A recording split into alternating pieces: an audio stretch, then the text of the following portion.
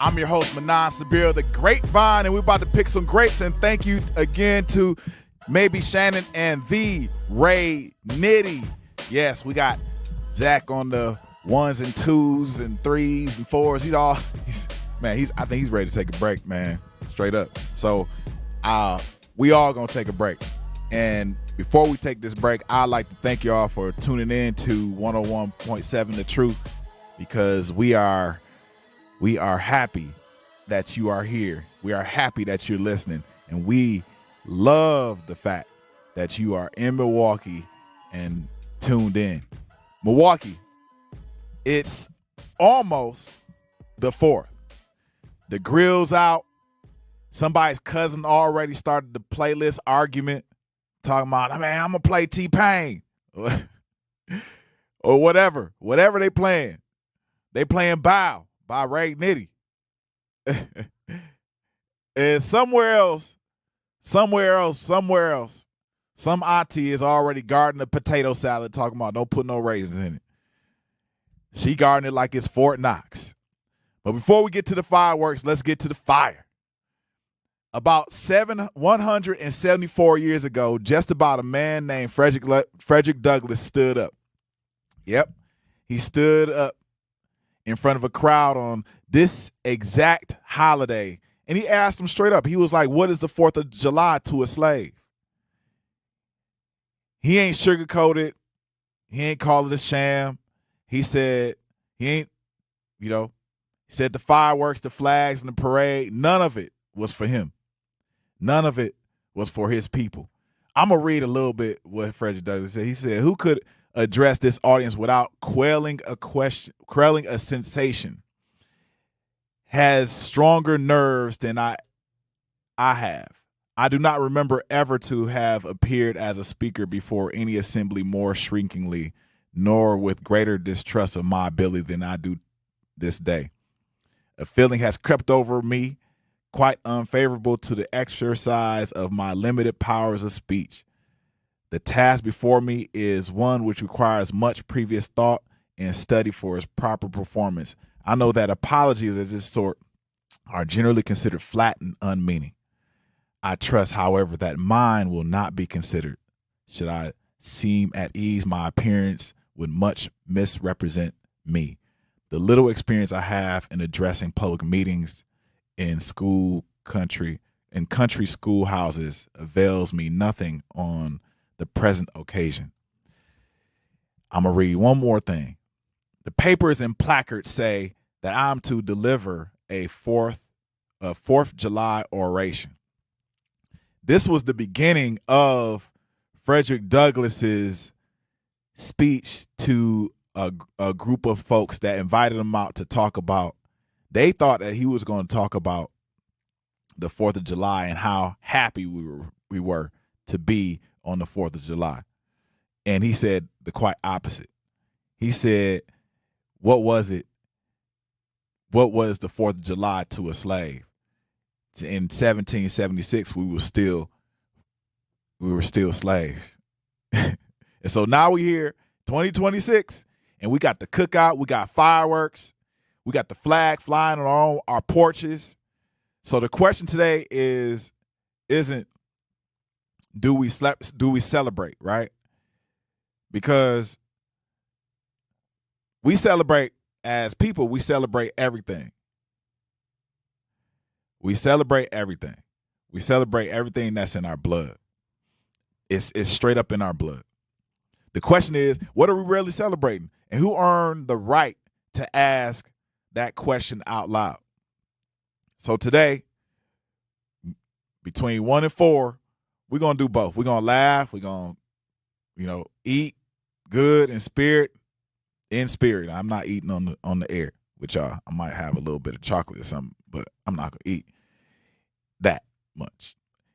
Even if you can't smell it through the radio, we're going to argue about cookout songs like it's a title fight.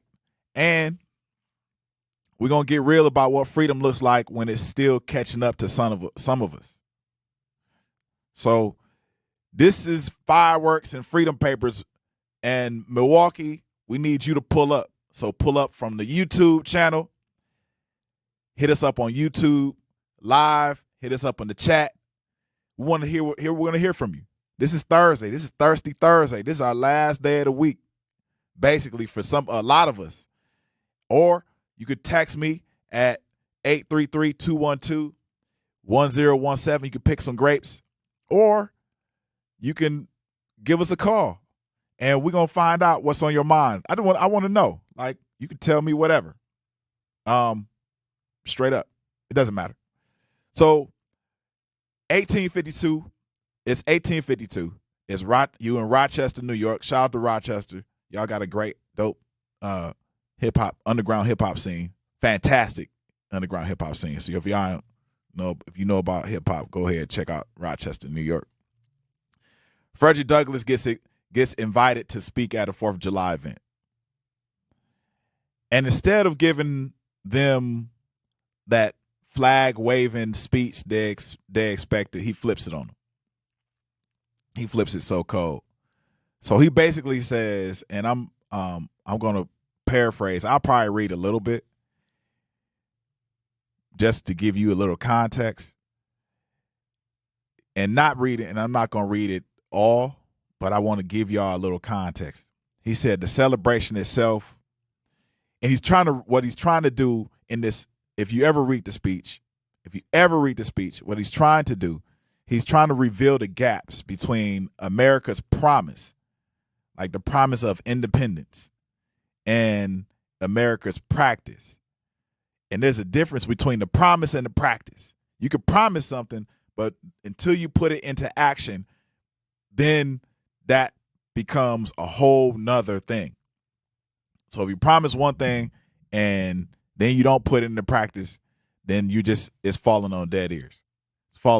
It's dead weight. So him looking at the people that were listening, he flipped the whole party. So that's and more than any day of the year, he had to make the switch. And that's the celebration itself, to someone still in chains. Like even 20 years, 30 years prior, he was trying to free himself. 20 years prior, he was trying to free himself from the modern, that at that time, the modern whips and chains of a slave master. Straight up. He was trying to get himself free. So for him to have that opportunity, and for him not to speak on the ideal of independence and its promise and the actual practice of independence, it will behoove him not to do it. So at that time, he's just proclaiming that the Independence Day, the 4th of July, was a party that they were having around him, but he wasn't invited to. Like, it's happening in your own front yard. And imagine this, like it's a party, people kicking it. They got barbecues, all this other stuff, and it ain't going down for you. In certain areas, they use this celebration to go and lynch black people. This was a part of the celebration. They was going picnic. That's what it was. So check this out. I'm gonna read just the last part of his speech, because I want people to really get this context. He said, what did he say? He said, the far off and almost fabulous Pacific rose in grandeur at our feet. The celestial empire, the mystery of ages, is being solved. The flat of the Almighty, let there be light, has not yet spent its force. No abuse, no outrage, whether in taste, sport, or avarice, can now hide itself from the all-pervading light. The iron shoe and crippled foot of China must be seen in contrast with nature, Africa must rise and put her yet unwoven garment. And put on her yet unwoven garment. This is literally what this man said.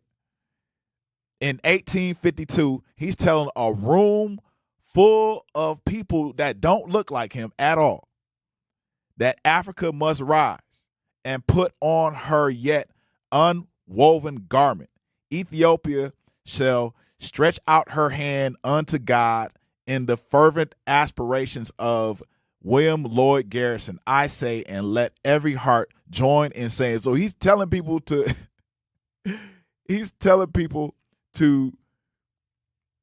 to repeat after him. But listen, he's telling people that things are going to flip. He's saying Africa must rise and put on her yet unwoven garment. He said, Godspeed, the year of Jubilee, the wide world over, when from their galing chains set free, the oppressed shall vilely bend the knee and wear the yoke of tyranny like brutes no more. That's from William Lloyd Garrison. I'm not going to read the whole thing, but you get my drift. You get my drift. Now, this speech is almost dang near 200 years old, and yet, y'all tell me if I'm wrong, but when you scroll past all these fireworks, these pictures, you roll past the fireworks, it's, you got the fireworks pictures and you on your phone, you looking at all the fireworks. Does any part of this still feel like the gap that he was talking about? Or has the gap closed enough that it doesn't sting the same? So it's not a rhetorical question, Milwaukee. I'm just like, the phone lines is open. I want to hear it. Is it still the same, or is it different? Did we just close the gap? The phone lines is open, 833-212-1017, and you can hit us up on YouTube chat on the Truth Radio 101.7. We'll be back in 2. Not completing high school is more of a social thing than it was an academic thing. Even 89 the number, another summer. Sound of the funky drummer. Music hitting your heart, cause I know you got soul, brother and sister. Listen if you're missing, y'all. Swinging while I'm singing. Giving what you're getting. Know what I know. Yeah. Welcome back. I'm your host, Manan Sabir. Yes. And this is the grapevine. We're going to pick some more grapes. Straight up, we're going to pick some more grapes because I'm excited. I'm excited because we fighting the power. We fighting the power before the 4th of July. We fighting the power. Those lyrics were from Public Enemy, Fight the Power. He said 1989. I mean, they ain't 89, but it's all the same, right? The number, it's a number, another summer, sound of the funky drummer, music hitting your heart, because I know you got soul, brothers and sisters. Listen if you're missing. Y'all swinging while I'm singing. Giving what you getting, knowing what I know while the black band sweating and the rhythm rhyme rolling. Got to give us what we want. Got to give us what we need. Our freedom of speech is freedom of death. We got to fight the powers that be. And it's real. Like, we're not gonna sugarcoat it. We can't sugarcoat it, y'all. Straight up. They were right. Swinging while I'm singing. So this is he's saying to everybody, like, he's saying to everybody that this song is my connection to you, and it's also your theme song. It's your theme song. So we're gonna switch gears for a minute. We're gonna switch gears, but we're gonna stay on topic, stay on theme, and stay with me because yesterday I was invited to watch the Team USA. Congratulations to Team USA soccer team. Straight up, y'all did your thing. If y'all listening, thank you so much. I really appreciate y'all. We appreciate y'all for doing your thing, fighting for the country. And I noticed it was, the team got a little dark. Got a lot more froze on the squad. So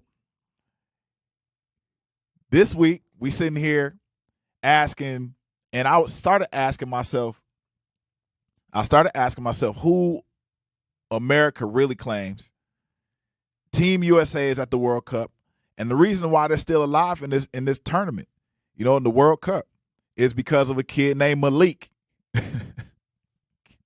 His name is Malik.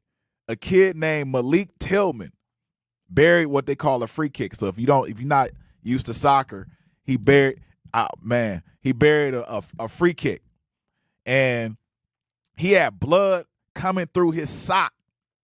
He didn't even care. Kicked that ball, man. He kicked that ball, and it was like 3 inches above one player, and the ball just dropped past the goalie and in. And the team was down. In soccer, you play 11 on 11. The goalie is part of the squad. So they had 10. It was the Team USA had 10 people, 10 players on the team, because one player named Follerin, he was another black player who was playing cold. He got kicked off. He got what they call a red card. So he had to. They penalized the team, and then he had to leave the field. So he went to the showers. They had 10 men. They down a body. Everybody in the stadium literally counting USA out, because they like, all right, 10 men. They got 20 minutes left. These dudes are about to, and these kids were like, especially the black kids, a lot of them, it's like 60% black on this squad. So they probably look at each other like, man, nah, not today. Not today. So this isn't just sports. I'm not necessarily talking about sports. And this is not just a highlight, but this is a metaphor. It's a metaphor walking around in cleats, walking around in some soccer cleats. And there's the thing that gets me. This ain't new. Black kids have been grinding on soccer fields in this country for decades, including yours truly. Getting told to go play basketball, that's your sport. Getting looked at sideways when they showed up to travel teams, because with soccer, you travel just as much as you do AAU basketball and or more. Not only do you play at younger ages internationally, but you play with people that aren't even from your genre, your culture, your race, nothing. You play with people who are completely different from you, right?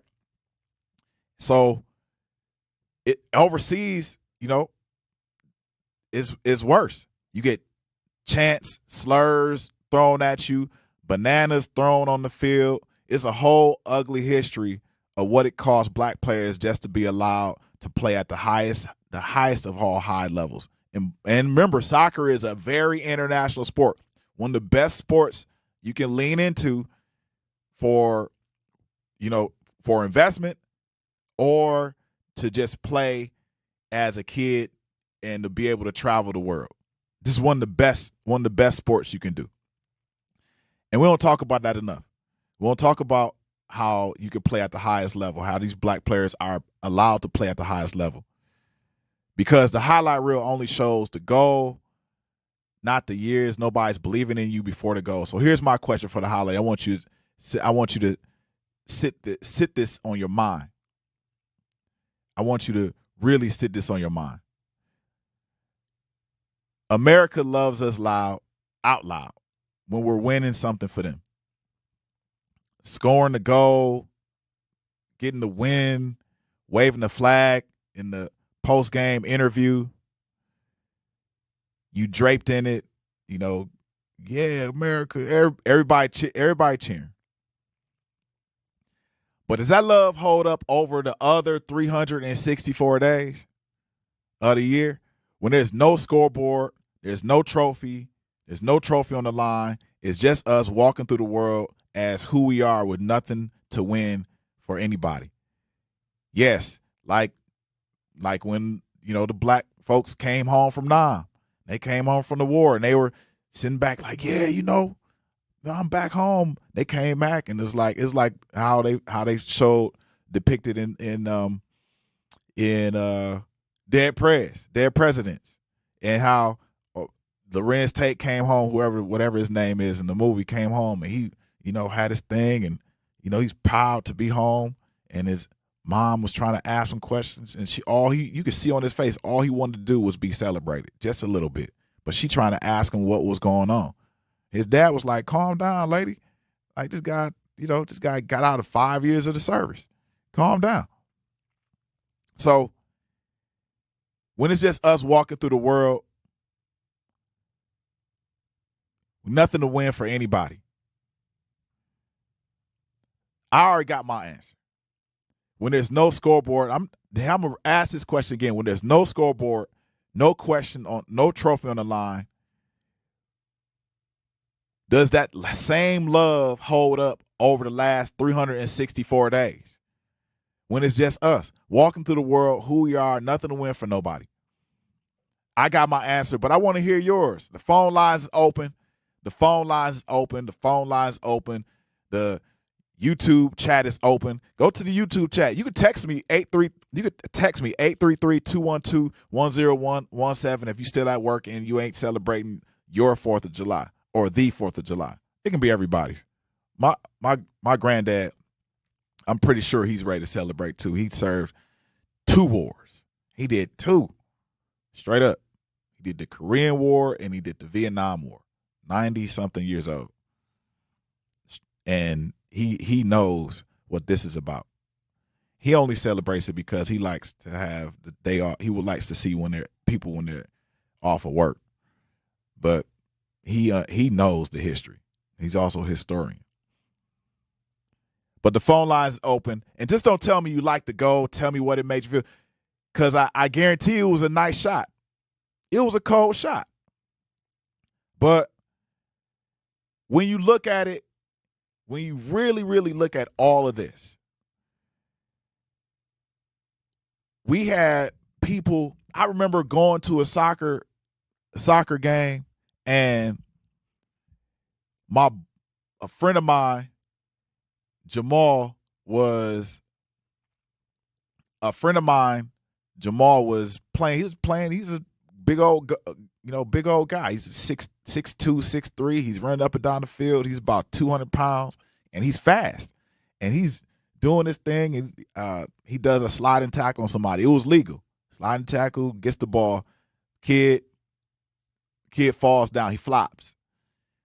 The kid's dad then calls us the N-word, then calls us monkeys.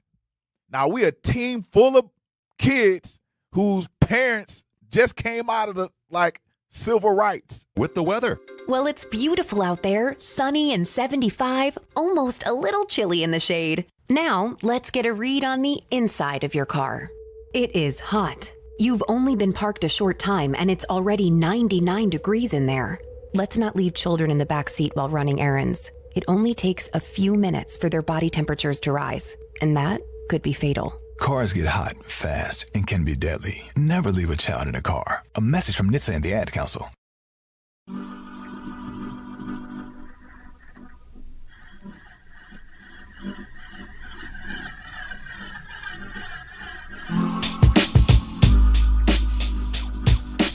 Man, hey, somebody texted me the other day about these beats, and they were like, these are fire.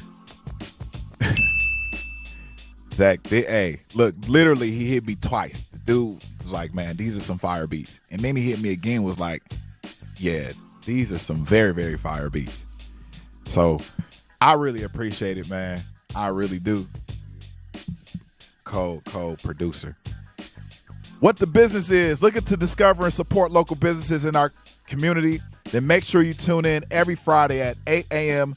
to Truth in the Morning with Homer Blow and Bailey Coleman for What the Business Is, powered by We Energies. Each week, we'll hear from local business owners as they share what their business is, where they're located, and one valuable lesson they've learned along the way. We Energies is proud to help power local businesses and the communities they serve. Don't miss What the Business Is every Friday at 8 a.m. only on Truth in the Morning with Homer Blow and Bailey Coleman, powered by We Energies, delivering the energy that powers local business. And now we're back. Welcome back to the Grapevine. I'm your host, Manan Sabir, and guess what we're talking about? We are talking about the 4th of July. My boy Looney he probably would say the 4th of July. You lying? So yes, 4th of July. We talking about Frederick Douglass. We talked about I read some lyrics. I read some lyrics from his speech, his 4th of July speech, and y'all gotta read it, man.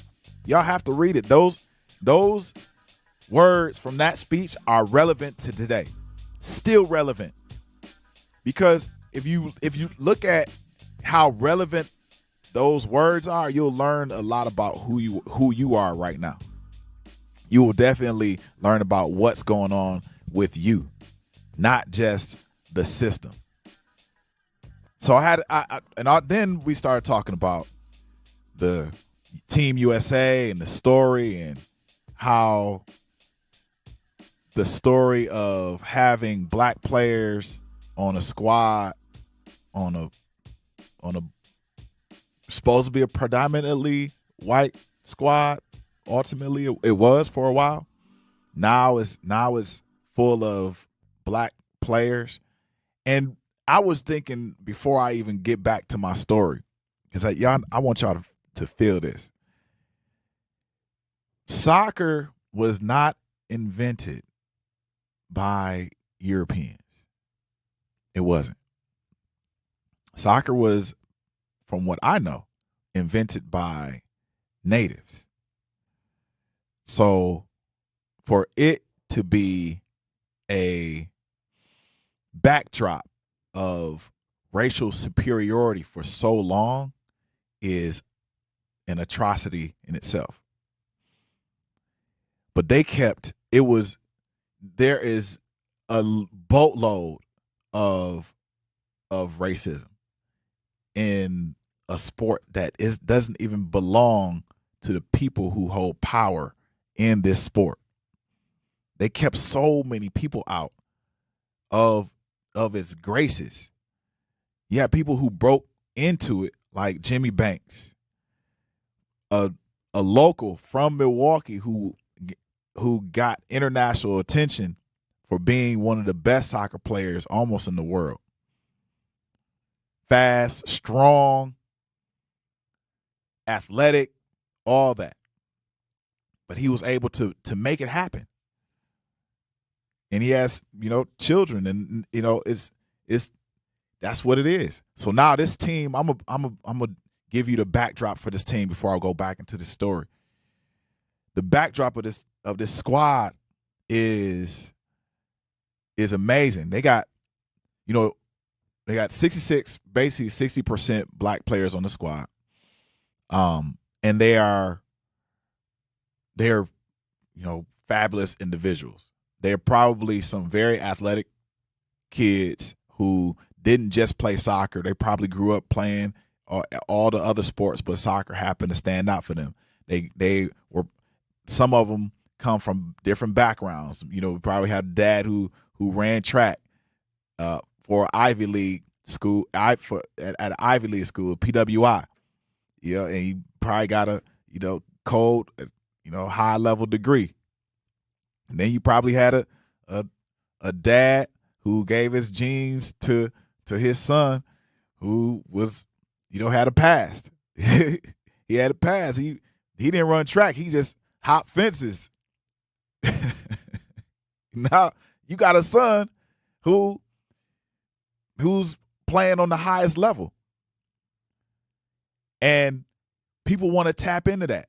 But it's not just Team USA that's tapped into it's not just Team USA that tapped into how important black players now are in the sport of soccer. It's people all over the world. If you look at the majority of the top European players, the top players that are in Europe playing in all those leagues, and also some of those players that are playing in the World Cup today. I'm going to take an example, not a far cry, France. France's squad is full of African players that speak French, that happen to have a nationality in France. Mbappe and whoever, Ballet or whatever it's got, these guys' names are. Like, these guys are some of the best in the world, and they're playing for a European country. Very, very interesting. So you can't deny I'm not even going to say the superiority, but you can't deny the fact that you have to tap in to the people you kept out. Straight up. It's almost inevitable. It took for Team USA, it took a coach from, I think he's Uruguayan or Paraguay, wherever he's from, to play with these black players from America and recognize that they are some of the highest level athletes that you could get from out of America, and teach them brand new skills and allow them to play at the highest level. It just happens. And it's no shade against any other. It's no shade against any other information, any other person, any other race of individual or individual. No, it's just what it is. This is just what it is. The genetic code of African born and also genealogically African American and European Africans is undeniable. You got people who are playing in favelas and ghettos, and they playing with rocks, like literal rocks and socks. And then they coming out and they're like, you allow me to play soccer? And I had to fight for my life? No, I'm going to play. Yeah, and I ain't letting it go. Sign that contract, $100 million. Like this, that's what some of these guys are getting paid in soccer. They're getting paid way more. That's why you got basketball players that are investing in these even B, C league soccer teams. Yo, these players are getting paid straight up. So back to my story. When I was playing soccer, and I'm gonna update everybody. When I was playing soccer, I had a guy named Jamal on my squad, 6'3", 6'2", whatever, 200 pounds, fast, able to play soccer. He was good. And man, he did a sliding tackle on somebody. The kid happened to be white. He was a little smaller, but he was my height. So I'm 5'7", 5'8". And the kid did a little flop. And his dad, who was, I think even his dad sounded like he was from Australia or something like that. But it didn't matter. You know, a word is a word. He called us the N-word, and he said monkeys. And Jamal looked up. He looked like the Incredible Hulk. He was like, what did you say? And man, you should have saw the entire crowd. Our crowd, it was probably us, our coach, and our van that was black. That was it. And then the rest of the crowd was white. And so we were way out, like middle of, like, we probably an hour away from Milwaukee. And this dude said this, and We 30 minutes into the game. Jamal took one step, and we had this guy, we called him 65, Jason. Shout out to Jason. Runs out the goalie box. He's playing goalie. He runs out the goalie box, grabs Jamal. Jamal shakes him. And Jason about 140, soaking wet at the time. Boop. And they're like holding Jamal back. But other people start going after this dude. The parent. The parent jumps in his Porsche and peels out and leaves his son. He peels out and leaves his son on the field. Man, and when I say we had it out for that kid, it was a wrap. It was a wrap for him. We did not, his son was being aimed at the entire time. So these are some of the things this is just a microcosm of what black players in soccer had to deal with. This is just a small smidget of what players had to deal with, soccer players. So if I'm going to go to the chat line after our break, but I guarantee you that if you look at this sport and you look at the World Cup, narrative and established the field of neuromuscular medicine. And until that day when this is all a thing of the past, You couldn't stop us if you tried. Join us and celebrate 75 years of breakthroughs at mda75.org. Dog, my projects is sweet, but if you ain't from where I'm from, like some dog don't come, or you getting yeah, we cheating, dog, that's automatic. We greedy, plus we trying to feed the needy, dog, with all the cash. From the rich and give to the poor, we sell a few. Don't let us find a big woo! Dog, we turn them into spigot. Yeah. Shout out to Cuckoo Cow. Minimize, man. Straight up. I hope this song is part of the theme of the cookout. Straight up. I hope y'all are gonna, if you gonna get together. My daddy always said, if you're gonna do it all the way. Shout out to Muhammad Sabir. If you're gonna do it all the way. Just go all the way in. Because you know, if you're gonna go extreme, just go all the way in on the extreme. That's probably why people like this extremist that's in this office.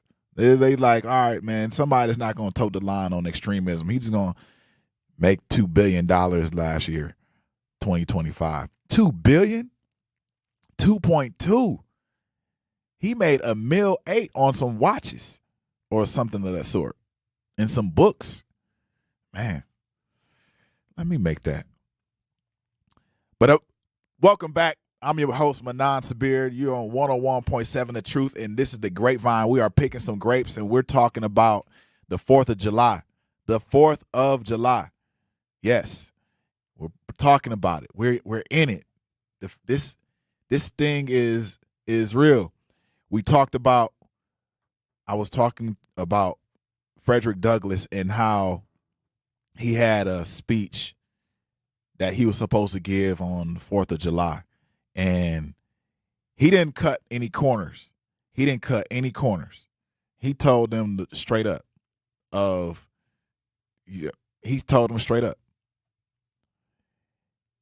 Like he said to these folks, the iron shoe and crippled foot of China must be seen in contrast with nature. But this is really what he said.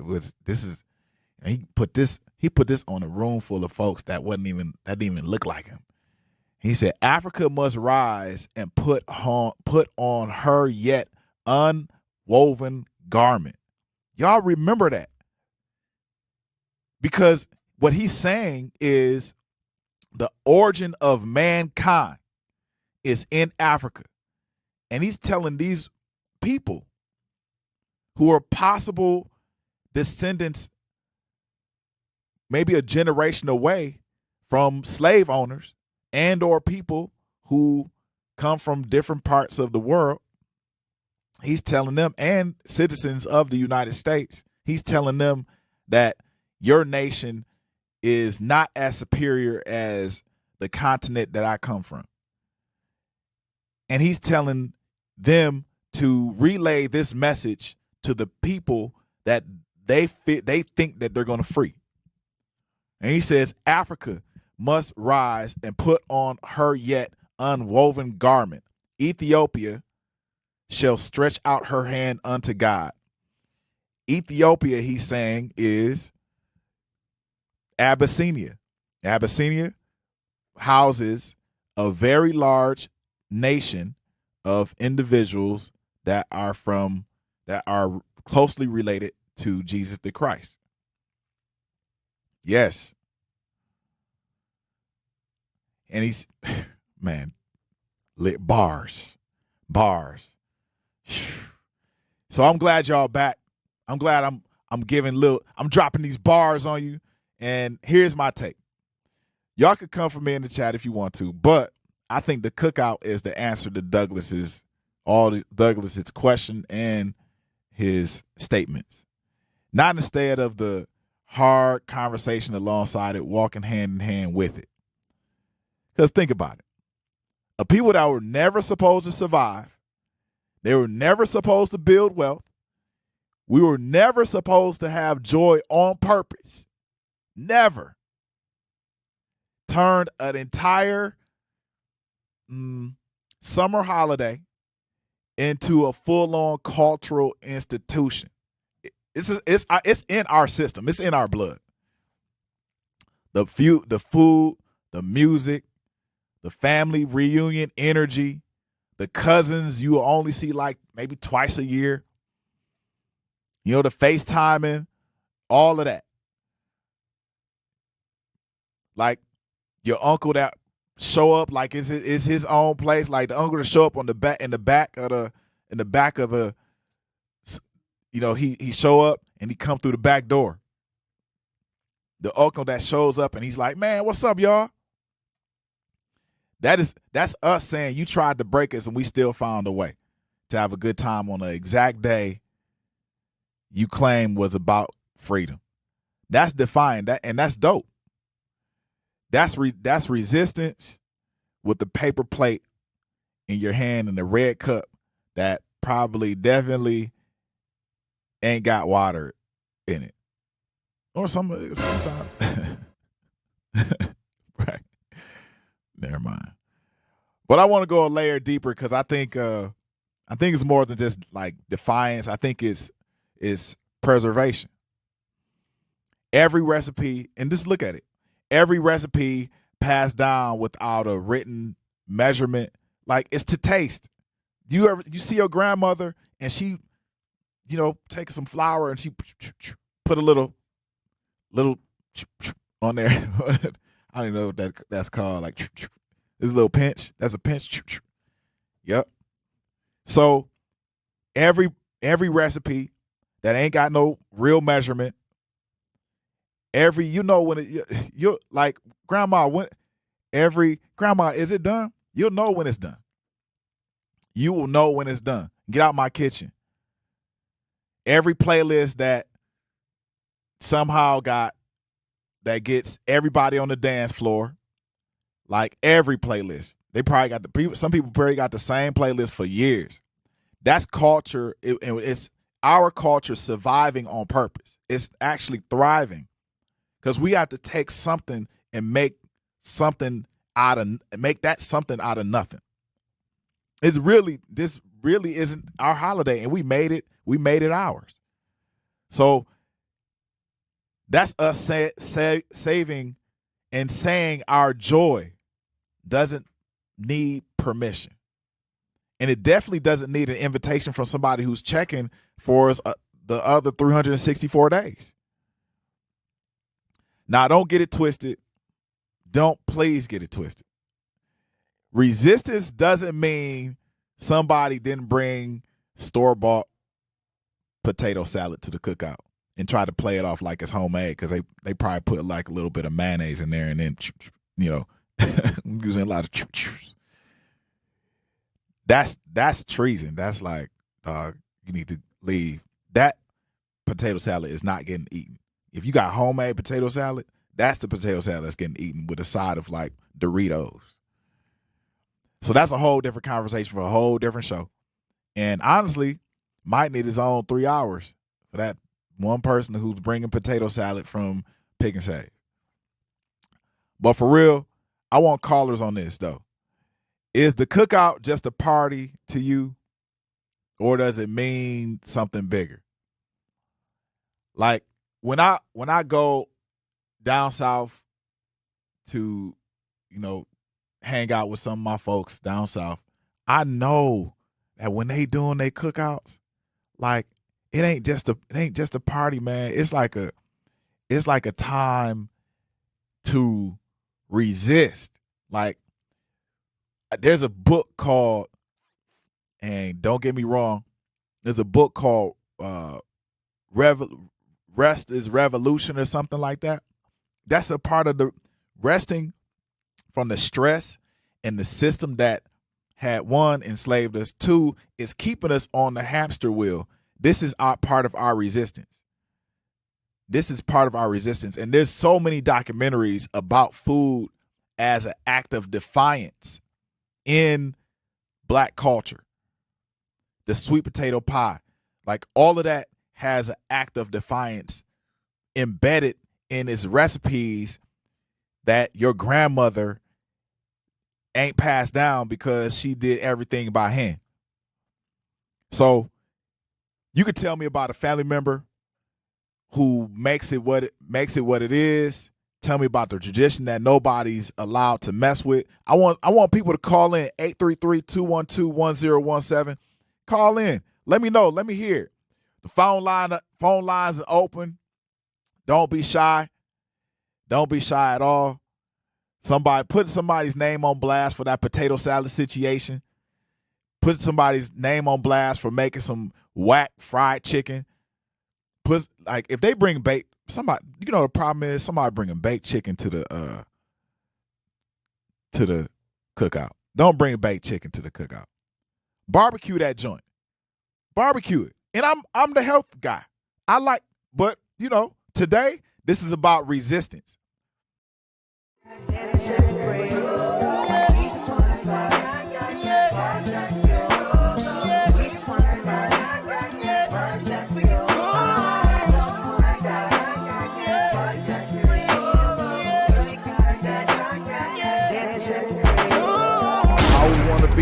is America. Free.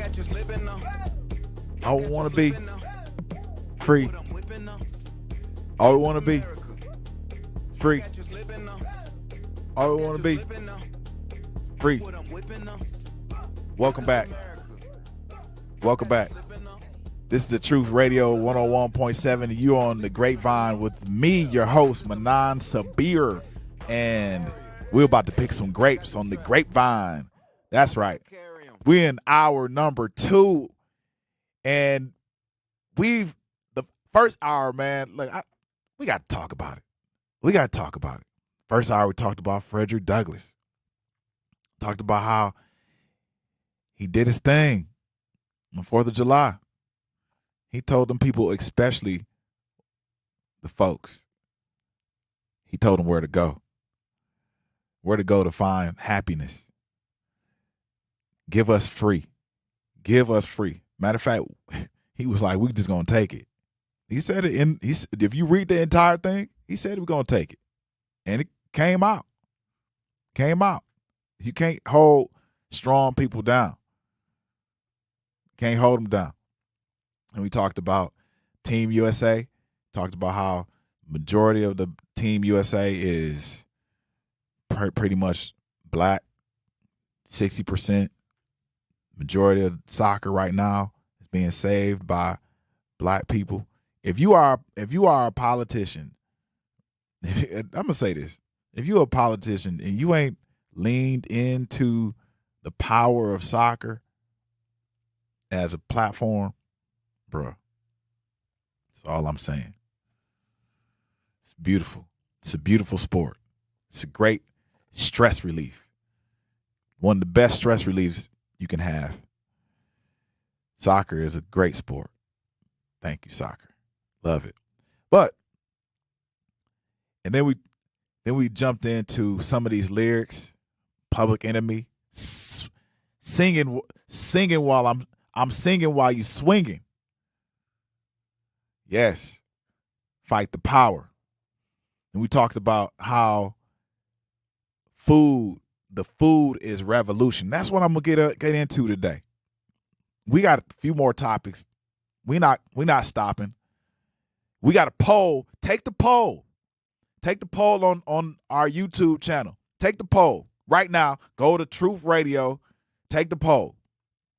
Is a cookout just a party, or what was the rest of it? Sorry.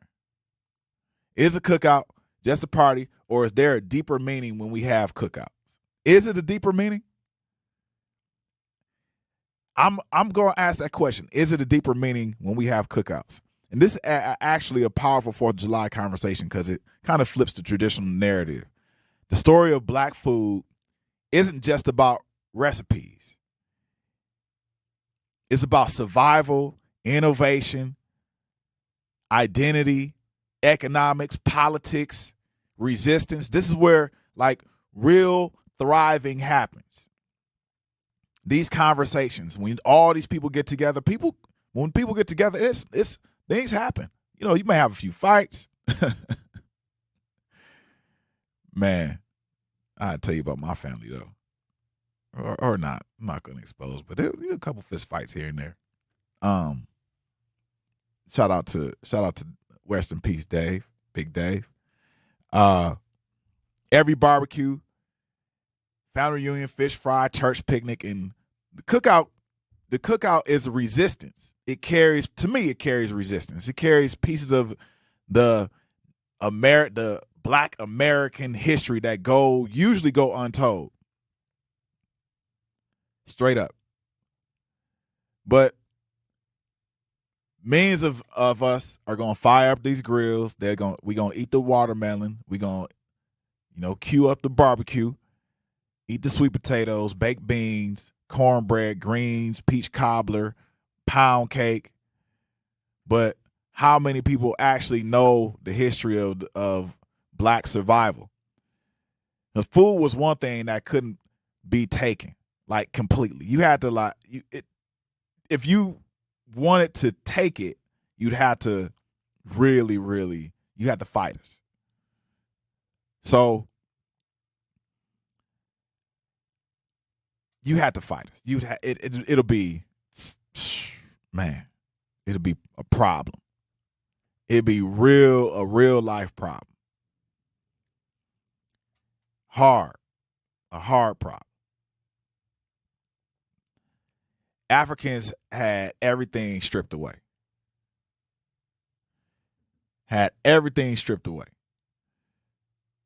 Languages, names changed. Let's say you came over as Abdullah Bengali, and they changed your name to Anthony Williams. That's wild. Instead of your name being Abdullah Bengali, Ben meaning son of, they changed your name to what is it? Anthony Williams. What? Man, that's crazy. Family separated. Imagine coming over and you got a whole family and you walking by the river in Africa, somewhere in one of the countries. They were divided by colonization anyway. So I'm going to say one of the territories in the villages or cities. And then you fishing. And then all of a sudden somebody's like, "Yeah," and just snatches you. Gone. And nobody knows where you at. And then you get put on a boat and you recognize some people. You recognize some folks. And they may be part of your family. And then you are on this boat possibly for 2 months or less. And you don't know where you're going. And then you land in a place, let's just name South Carolina. You land in South Carolina, and when you land in South Carolina, guess what? People snatch you away, and they continue to put more chains on you. Not only to put chains on you, they put a thing around your neck. They put a brace around your neck with 4 extensions, so you can't move around. You can't leave. You can't go through a fence, or it's locked. That's crazy.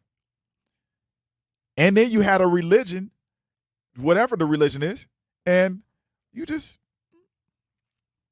they give you something else. They give you the religion that they worship, that they practicing. They give you that religion. That religion wasn't even in Africa. That wasn't the prominent religion. It was a part of Africa, but it wasn't in Africa predominantly. So food traditions survived.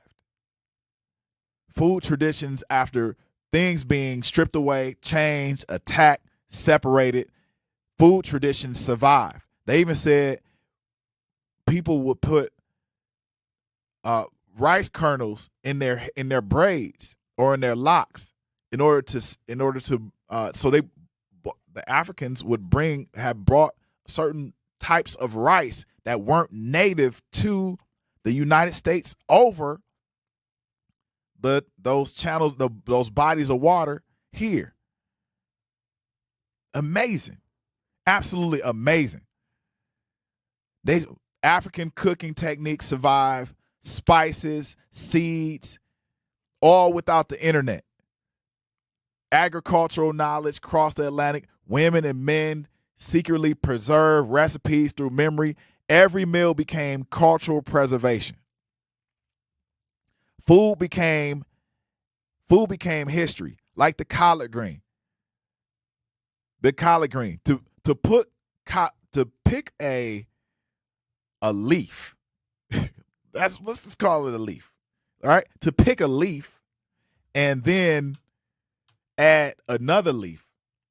To add another leaf on into that, a different type of leaf, to balance out the bitterness of you adding two different leaves, the mustard green and the collard green, and you're adding these things together to add that mustard green adds a little spice. And then the collard green adds some kind of bitterness, but it's like tasty bitter, right? And then it's nutritious because then you boil it down in some water and you add a whole bunch of other, garlic and, hot spices and whatever else you're putting in there. And then you say, all right, grab me that I call it smoked turkey. Yep. You got that smoked turkey. You put that smoked turkey in there and boom, you got some great collard greens. That's an act of resistance. Is it not? Not only is an act of resistance, it's a chain link bridge to where you came from.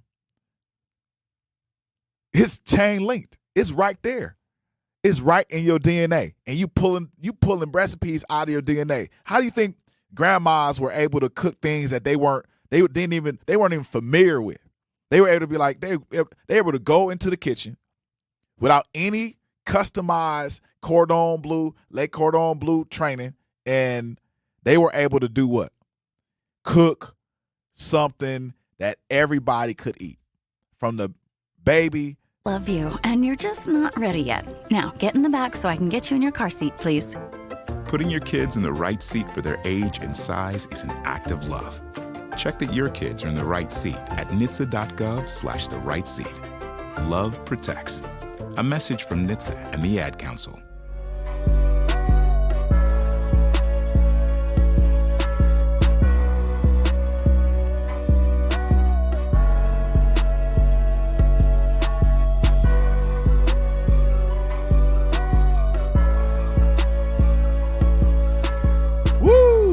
back to the grapevine. We're about to pick some more grapes. I know y'all love the grapes. Yes, I do too. Love those grapes. Time to pick them. Yes, let's pick them. Al, what's up, man? Hey, how you doing? First of all, I want to wish everybody a happy 4th of July, and to the people who start crying when they drink, please stay at home. Nobody dealing with that drama. That's crazy. I heard you talk about slavery. The thing we have to understand during slavery, they pushed Christianity on Africans because Christianity is what kept Africans in line. Obey your master. It's okay for master to hit you, because that Christianity is not even what slaves was even practicing. They wasn't even speaking English. They were speaking T-U-T. That's why during the time of slavery, there was over 200 slave rebellions, because they knew they had more power in God. Just like when they cut the slave head off and they told master, you're still going to die. So if you really want to push back on this holiday, don't practice Christianity, because the Christianity for black people is to keep them in submission. That's why every holiday they never talk about the people who pushed back against slavery and talked back against Christianity, like your ancestors who was practicing hoodoo and voodoo, because you are the God and you have more power than God, because see, God sat and watched. You're the God that's on earth who can change it. Just remember the power of your flesh. Now have yourself a happy 4th. Eat all the pork, the greens, the drinks, and everything you want to do, and enjoy. Buzzball too, and if you want to have sex, have that too, because they did all that in Christianity as well.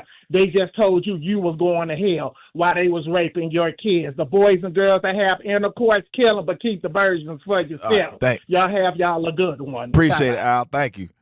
Man, always opinionated. Yeah, that caught me off guard on the last part, but thanks, Al. I appreciate it. But you know, there is some to what you said about forced slavery, and then changing the narrative, the mental narrative of the person that you enslave. You have to put up as many barriers as you possibly can in order for them not to realize that they're a slave. Because once they realize that they are endangered, enslaved, captured, prisoner of war, once they realize it and they know it, and then they start to plan against it. So that's what I'm asking everyone is, our food, the way we cook, how we cook, what we cook is part of the revolution. No matter what part of the diaspora you are from, I'm going to say this again. No matter what part of the diaspora that you are from, what you cook is a part of the diaspora resistance. And I'm going to take it from the people that I grew up around, my grandparents, the sweet potato pie. The sweet potato is we'll take the sweet potato. The sweet potato is an African import. The watermelon is an African import. The golden rice is an African import. The way people make collard greens, because you got to put. I'm not even talking about the recipes. I got a bunch of recipes that I literally have. I got collard green recipes that will blow some people's grandma's collard green recipes out the water. And I haven't tasted anything like mine. I got it from my grandma. Black eyed peas, yes. Black eyed peas, African import. Okra, African import. Field peas, some of them African import. The way we smoke turkey, African import. The way we cook cornbread, catfish, these aren't poor people's food. It's a cuisine. It's how it happened in the full scope of things. And yes, of course I'm talking about and when I say poor people's foods, these definitely weren't poor people's foods. Like, I have to reiterate that. Because we made it what it is. We made it a delicacy. Now, people have taken our delicacy, our cuisine, and made it into delicacy. Sorry. Straight up. We turn scraps, and this is the truth. And more power to us, but we turn scraps into celebrated dishes. We turn the side dish. We turn the main food side chick into a declaration that dignity could not be taken away. We turned it into something of freedom. The 4th of July are like, yeah, thank you for coming, because with this conversation is needed. So after emancipation, one of the first things a lot of black families did was do exactly what you're about to do on 4th of July, is gather. They gathered, at the church. They did the Juneteenth celebration. We gather at the 4th of July family reunion. So basically, these weren't just parties. These were declarations, because we had to come together. We own our. People were saying we own our time. We're going to feed ourselves. What you thought. This is what our folks were saying to either the slave master. This is what they were saying to the sharecrop landowner. This is what you were saying to your boss at the industrial factory, Alice Chalmers, Ford, whatever, back in the day. This is what you saying to the people that. This is what they were saying to the people that held our voting rights away from us in the early 60s. When we was on the picket lines. This is what we were saying. After we came home, guess who had that plate ready for you? Yep. Oh, Annie Mae. Annie Mae had that plate. She had them navy beans. She had maybe some collard greens, maybe some green. She probably had, if she didn't have the collard greens, she had the green beans, fresh picked green beans with gravy and smoked turkey. She had that. So gathering isn't just an act of freedom. It's a way of life. It's resistance. Many Americans even think barbecue is simply Southern food, and it ain't. I know people in the South right now. No. Historians, they increasingly recognize that enslaved black pit masters helped define the American barbecue traditions. They mastered, and this is the black pit masters, people who actually took care of the food on the grill. The pit master, Uncle Charles, Uncle Charles with the 40 ounce. Uncle Charles, he's the pit master. He probably putting he probably putting the 40, some of the beer on the grill, pouring out to the homies. But the pit masters, they mastered, the black ones mastered whole animal cooking, be it a pig, because it was the only animal around. They needed some protein, so boom, they got the pig. Whole chickens, goat, man, they probably had some other bigger animal. They mastered the smoking techniques. There's a tradition in Africa right now where they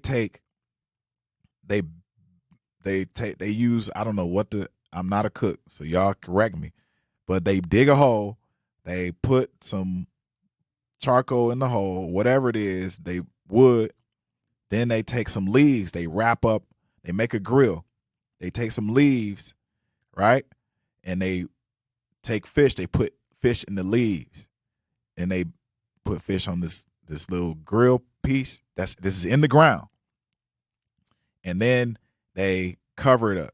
They bury it. And it smokes for like days. Then they take it out. They take like a day and a half, 2 days, whatever. They take it out and they feed the entire village. That's what happens. Yes. That's smoking. They did seasonings. Man, listen. Black pepper and salt is not seasoning. It's not. It's basic. If you got pepper and salt, you at the wrong house. You at the wrong house. Don't go to somebody's barbecue and if the first thing you eat has a little bit of salt and a little bit of pepper, just walk away. Walk away. Just easy. You know, if you got your kids, hey y'all, my stomach hurt. I'm leaving. Just bounce. I'm like, y'all, it's time. It's time to go. Because if they ain't got the, if they ain't got the seasoning salt, the oregano, the, whatever, the lemon pepper, all of that is African based. A lot of all the seasonings are African based. If they ain't got that, man, bounce. Because you're not going to have a good time. It's not going to be tasty. So there are a lot of we invented a lot of famous barbecue traditions across the South, leaked on into the North, and it was built on black pit masters' expertise. But a lot of these guys went unnamed. And this is what I'm trying to get at. And I want y'all to understand is that we revolutionized the barbecue game. But it was an act. It was our act of resistance. All in all, the psychology behind it is absolutely ingenious. And we're going to continue to talk about the ingenuity. Speak for themselves. Find resources for breaking through barriers at tearthepaperceiling.org. Brought to you by Opportunity at Work and the Ad Council. 1, 2, 3. Yeah, Islam National Underground Thunderbounds when I stomp the ground. Like a million elephants, a silverback orangutan. You can't stop a train. Who wants up, don't come unprepared. I'll be there, but when I leave there, better be a household name. Brother man telling us it ain't gonna rain. So now we sitting in a drop top soaking wet. In the silk suit trying not to sweat. Hit somersaults without the net. But this be the year that we won't forget. 1999.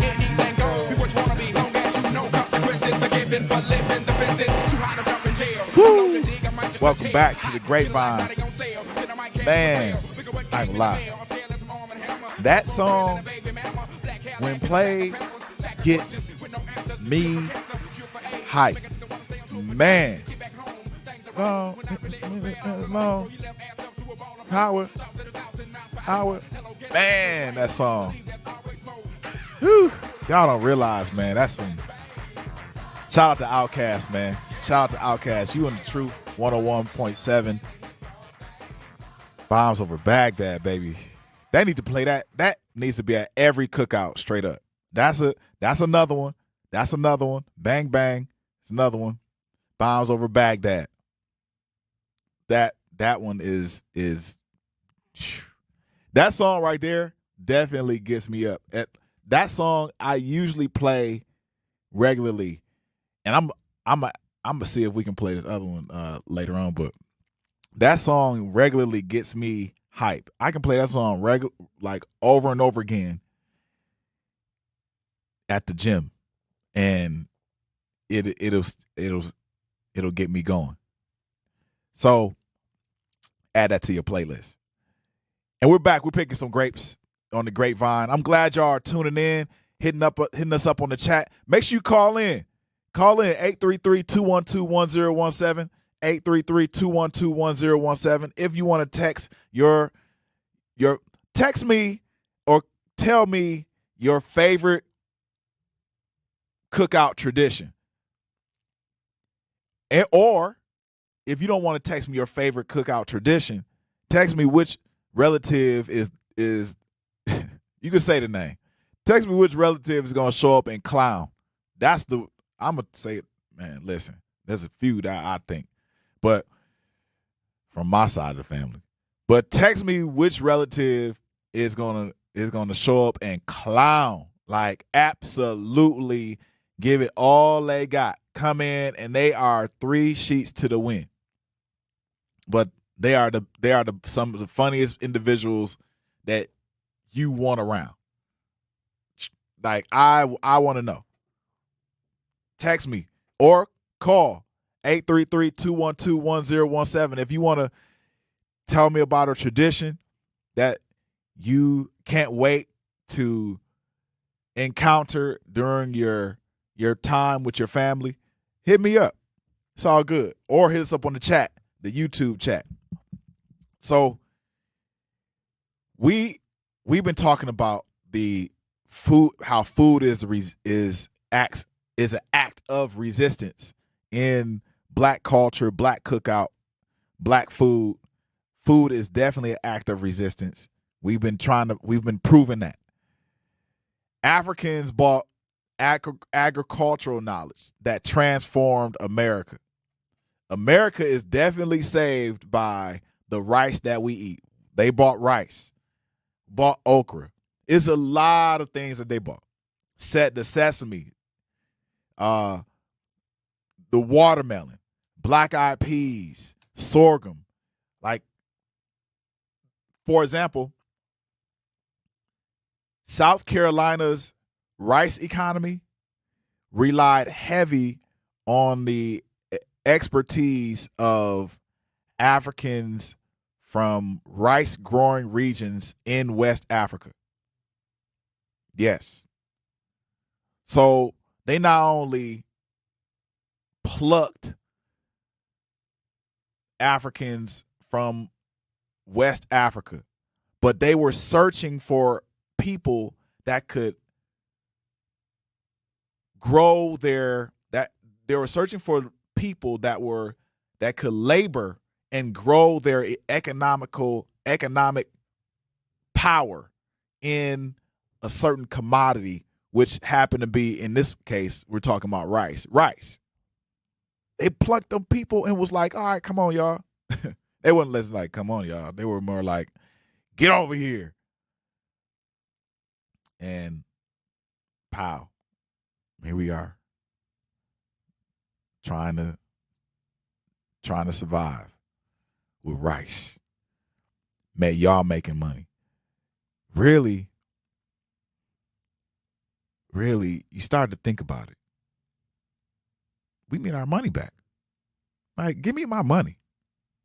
Like, what are receipts at? Y'all ain't had no receipts on this? Give me my money back. Straight up.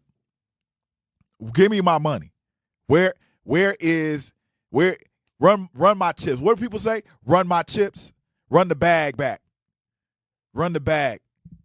Give me my money for bringing from my ancestors, bringing rice over here and funding your empire. And I ain't getting nothing.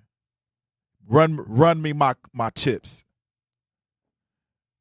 Nah, they not gonna do that.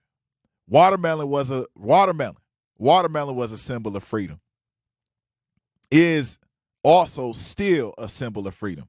We bought watermelon.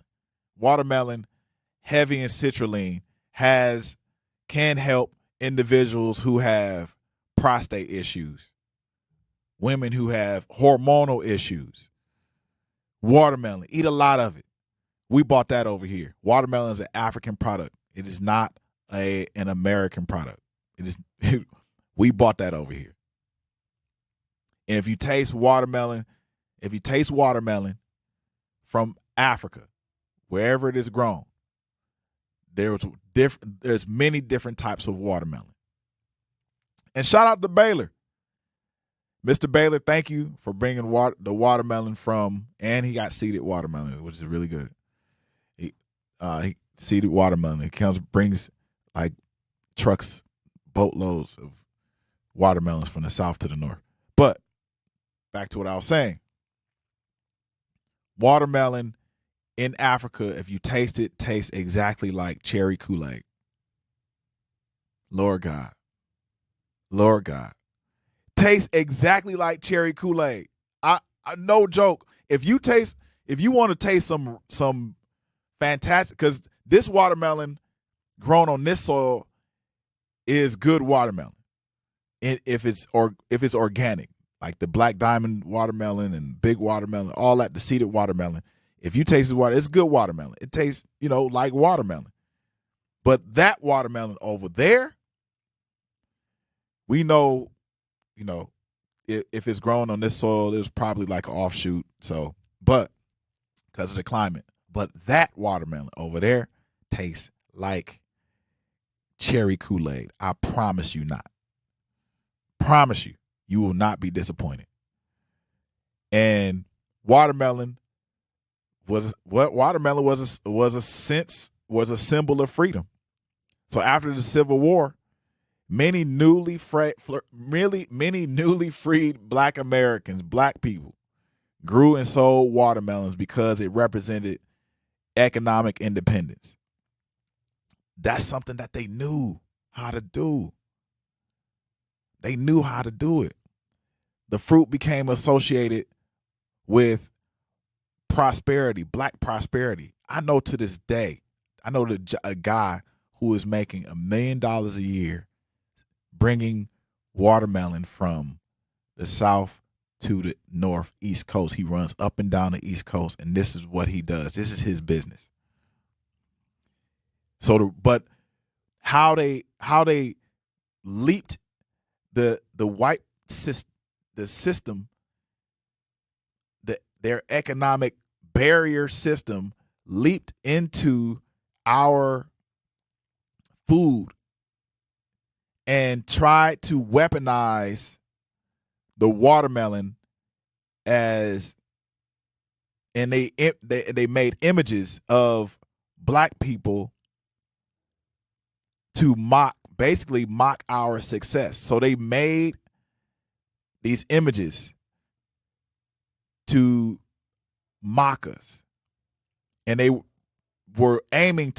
used these images to block our success and our independence.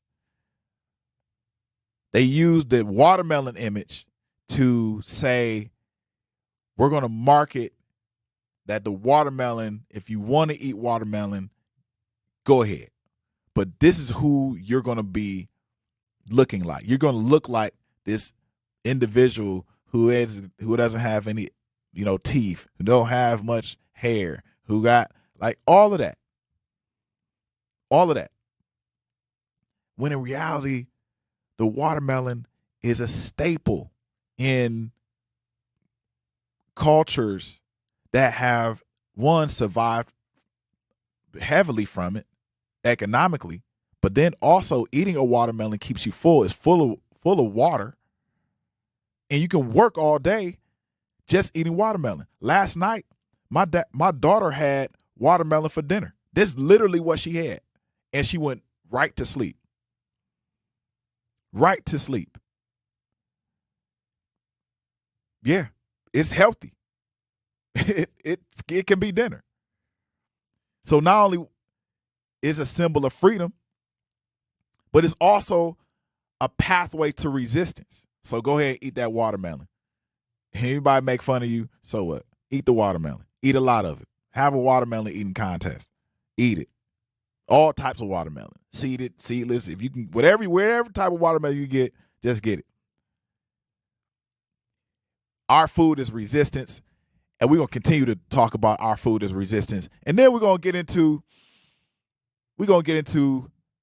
some fun things, like our military and how they feel about this. We'll be back in 2.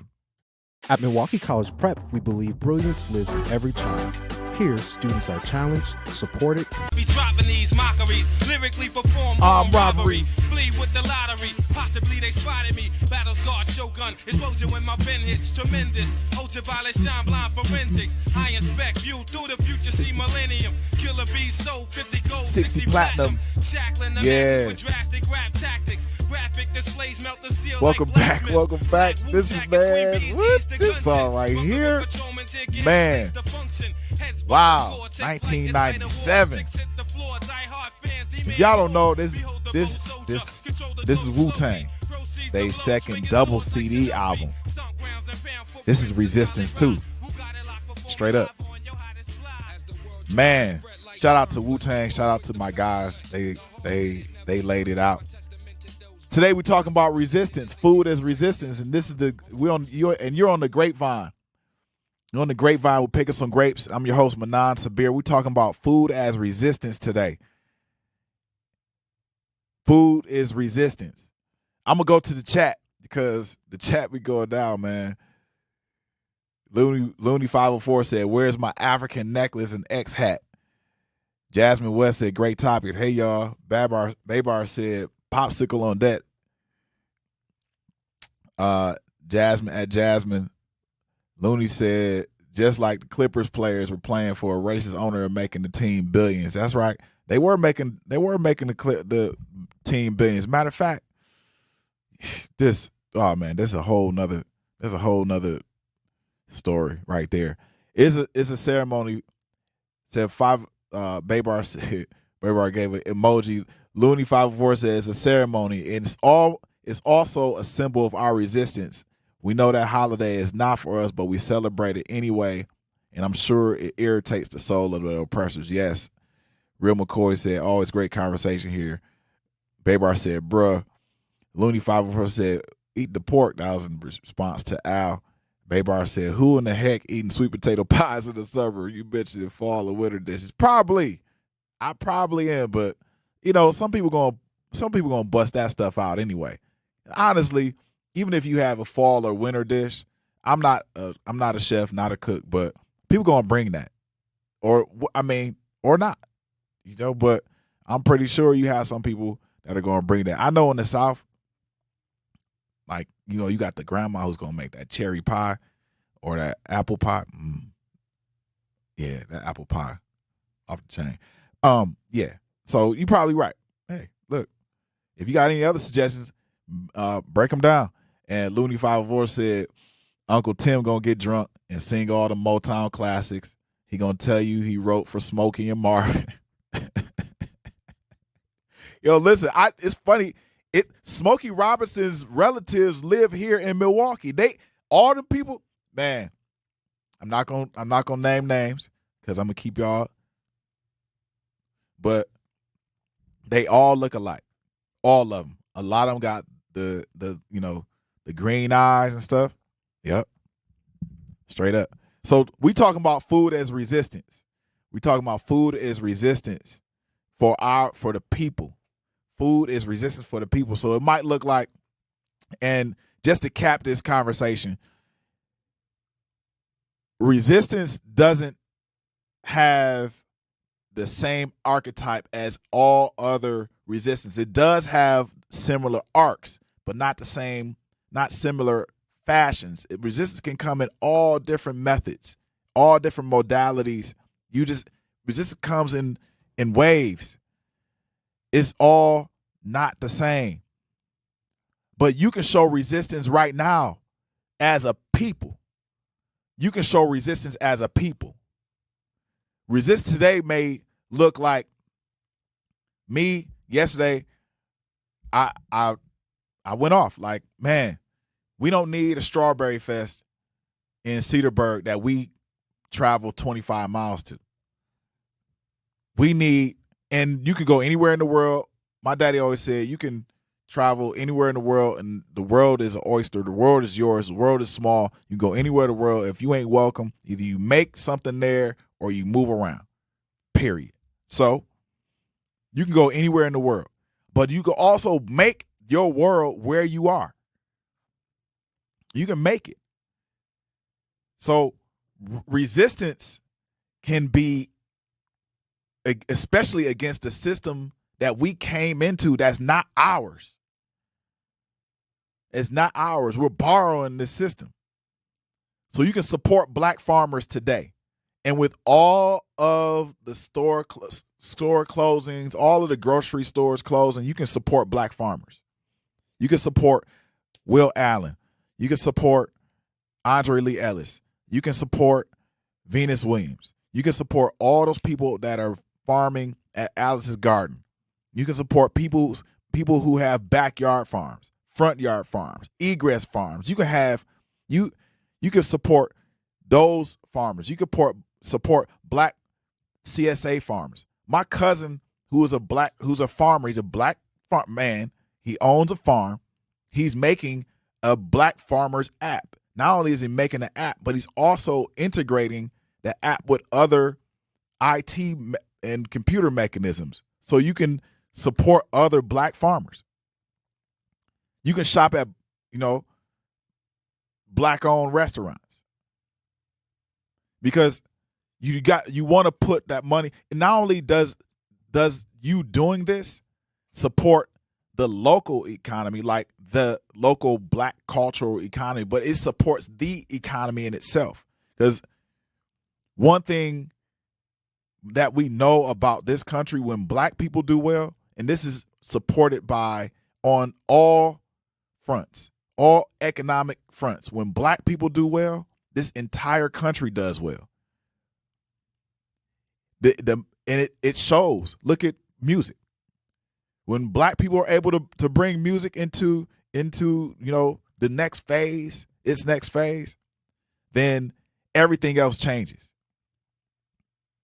Everything. So you can support in terms of resistance. You can support family recipes. You can teach children where the food comes from. You can show them how to cook. You can pass those recipes, those to taste recipes down to the children, over to the children. You can show them how to garden the way grandma used to do it. I remember coming back, looking back, I remember going to my grandmother's house, and if she wasn't on a summer day, fall day, spring day, if she was not in the house, I know either she's downstairs in the basement, in her trying to get some things together, washing clothes, or pulling things out of the deep freezer, or she's in the backyard, because you go straight through the house and you talk to grandma, and she's doing something in the backyard, gardening, whatever she got to do, she's back there doing it. But it's always hands in the dirt. That's the way it's supposed to be. That's her resistance. That's my resistance. You could talk to, you can reduce, in terms of resistance, you can reduce diet-related disease through healthier versions of the traditional food that we are talking about. There's healthier versions of it. You ain't got to put salt on everything, heavy amounts of salt on everything. Health itself becomes a resistance. If systems have historically contributed to, in these food systems, if they historically contributed to higher rates of type 2 diabetes, heart disease, hypertension, cardiovascular disease, if you are the revolutionary, if you are a revolutionary and you dealing with this, you're not resisting. You're not the revolutionary that's resisting. You are feeding the system. You are inside of the system. You are not comforting people to be resistant of the system. So in many black communities, we have individuals who may preach healthy. Yeah, man, stand up, fight the power, singing while I'm swinging. And then they go home, they eating a pork chop with trichinosis in it. And I'm not really making fun of it, because people, everybody got it's a lot of flaws out here. But if you doing that and you calling yourself the resistance type, and you dealing with these food-based diseases or foods that are contributing to these diseases, then you're feeding into the system that you're fighting against, and feeding into the system that you're telling people to fight through. Stop, y'all. Straight up. Please stop.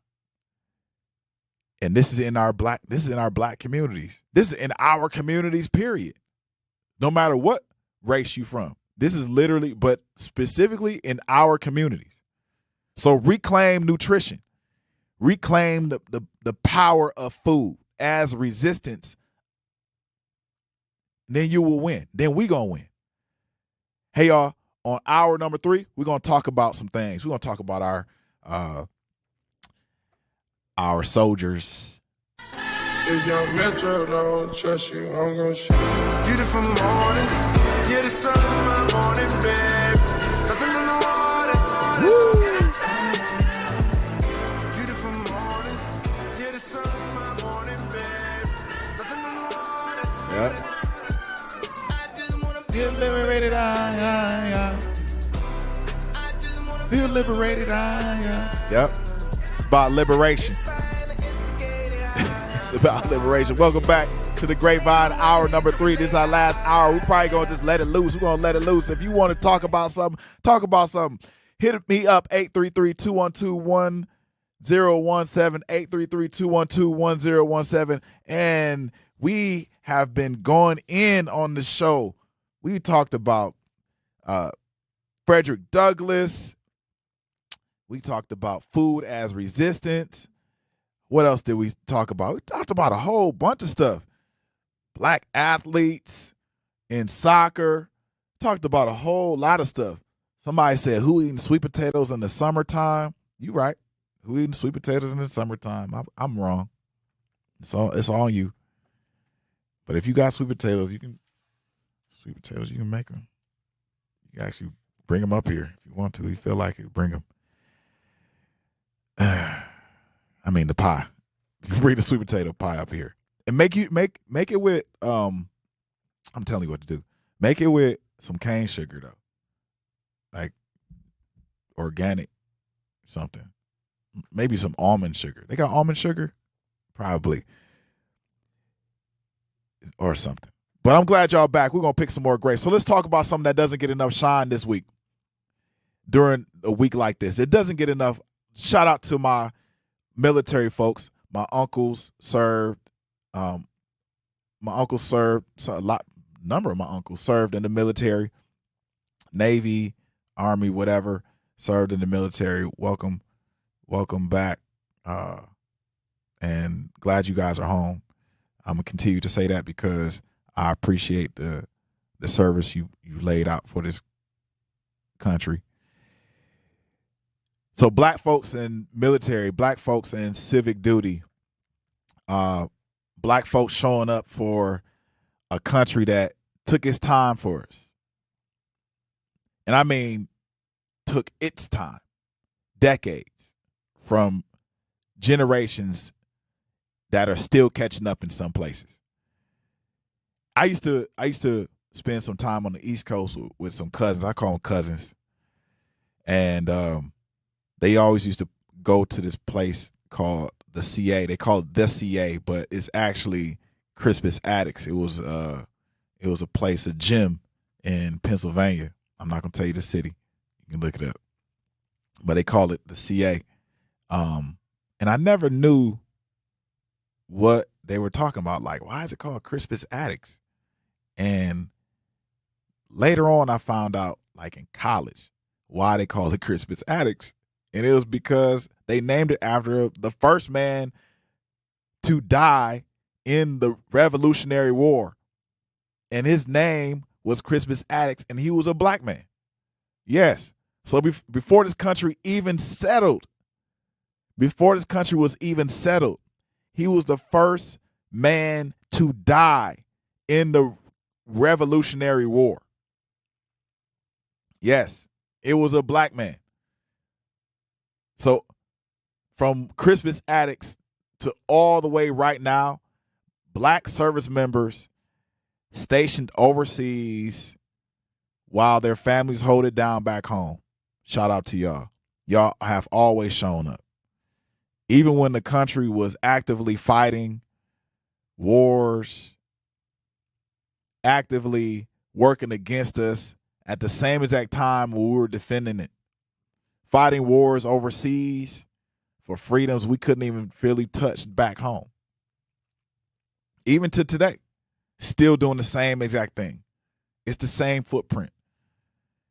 So that's not a footnote in history. That's going on. That's our whole story. And if you really actually read it real close, it hits us right in the heart.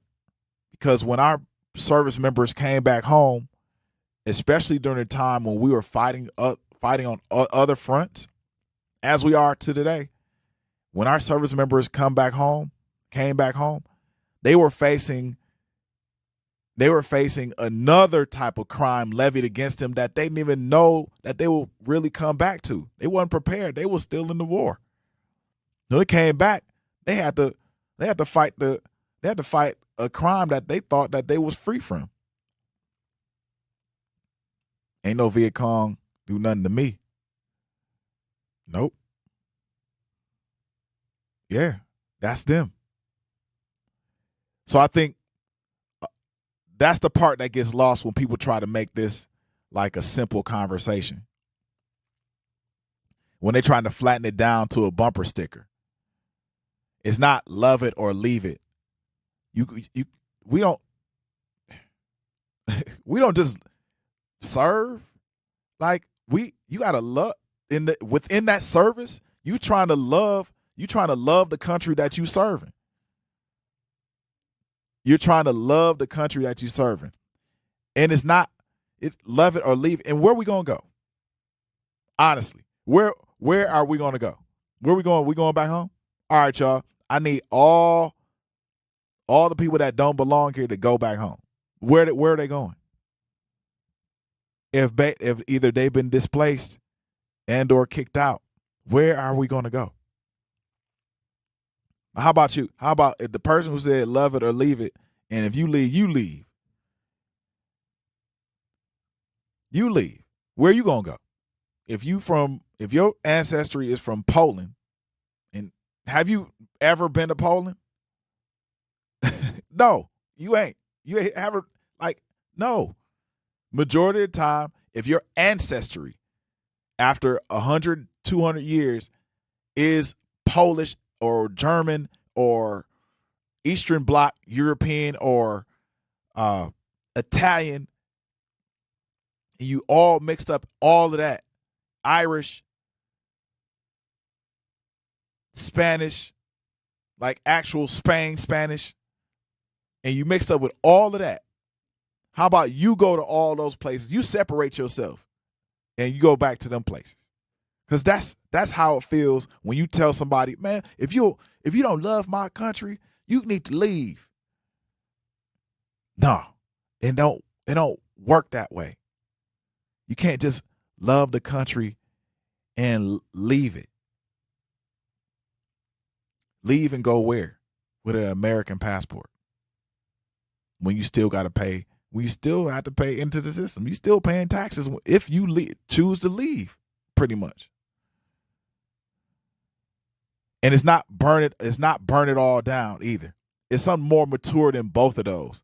It's we built this. It's we bled for this. It's we earned the right to critique it and claim it at the same time. The same damn time. So you don't get to tell anybody. You don't get to tell someone who served 2 tours or 2 wars like my grandfather. You don't get to tell him to bounce. Nah, he earned them stripes. He earned them medals. 2 wars, the Korean War and the Vietnam War. That was 2 wars he was in. Some of our black servicemen and service people, period. I'm not necessarily excluding a lot of folks, our service people out, because I'm glad you're here. But some people would serve and then would go back. Some people would have injuries, severe injuries, and ask to be put on desk duty or ask to be deployed again in a minimal fashion. Yes. So don't tell me, don't tell me that we can't critique this country that we in. Don't tell somebody that served 2 tours or 2 wars that they don't love this country enough because They just wanted, they wanted to do better. Both things can live in the same, they can operate the same space at the same damn time. Both things is true. If you got a veteran in your family, and I'm talking to y'all, if you got a veteran in your family, straight up, who served, somebody who still salutes the flag, even knowing the history, even knowing the history, they know it down to the socks. They still salute the flag. Even knowing everything that we just talked about. Like it'll be cool to hear somebody call in and tell us their story. Tell me or hit us up on the chat. Tell me your story of resistance in relationship to your military service. Or you guys call them out. Call them. Shout them out. Let's honor them live on air, or honor them at the cookout. Allow them to have their own. Give them I'm not even call flowers. I'm not gonna call flowers. Get them their seeds so they can continue to grow. Give them their seeds so they can continue to grow. Remember what Frederick Douglass said. Remember, he said, Africa must rise and put on her yet unwoven garment. This is a part of resistance. It literally should probably even be a battle cry, because that's who we are a part of. We all in this world, everybody, all 8 billion people are related to a person who was born and raised in Africa. And that's what black people are representing. That's who black people are representing. That's who we're representing. And we're fighting for that person to be recognized. But every time you drive after drinking, the music gets drowned out. Your life sounds pretty great. Don't let a buzz ruin it. Buzz driving is drunk driving. Don't drive buzzed. A message from NHTSA and the Ad Council. We going ultra black, I got a toast to that. We don't fold the crack. We going, occasion we rose to that. Going postal, we going ultra black. Watching the global change, hopping the coldest range. Hit boy on the beat, this poster slap. We going ultra black. We going. Yep, we going ultra black. Get ready, 101.7 The Truth. Family Fest is back. Join us Saturday, August 22nd from 11 a.m. to 2 p.m. at Riverside University High School for free back-to-school resources, live entertainment, family activities, and community fun. Vendors and sponsors can reserve a spot by emailing sierra.brown@milwaukeeblackmedia.com. This is proudly sponsored by Educators Credit Union and American Family Insurance. And American Family Insurance is a proud sponsor of The Truth. For almost 100 years, they've been committed to helping families protect what matters most: your home, your vehicle, and the dreams you're building every single day. And if you're a part of the Truth family, you already know you worked hard for yours. That's why having the right protection in place matters. American Family helps you stay ready for whatever life brings so you can focus on moving forward. Insure carefully, dream fearlessly with American Family Insurance. Get a quote or find an agent at amfam.com. Yes, and we're going ultra black. Straight up. Ultra. And welcome back to the Grapevine. I'm your host, Manan Sabir, and we're talking ultra black. Straight up. We're just going to talk ultra black. Let's talk about something real petty right now. Real petty that I've been experiencing all night. Real petty. Super petty. Fireworks. Dog, listen. Lord God, I beg y'all. I beg you. God, save these people. This is my prayer. This is my prayer, God. This is my prayer. God, save these people. Save these people from, Lord, I think we need to play that Kanye again, that Lord, stretch my hands. Listen, God, save these people from lighting fireworks after 10 o'clock. I mean, Lord, please save them from lighting fireworks after 10 o'clock. Please save them from the vitriol that I may spit from my face when I'm mad that they're waking me up after I put a 6-year-old to bed. Please help me. Help me help you. I mean, come on. Stop it. Just stop.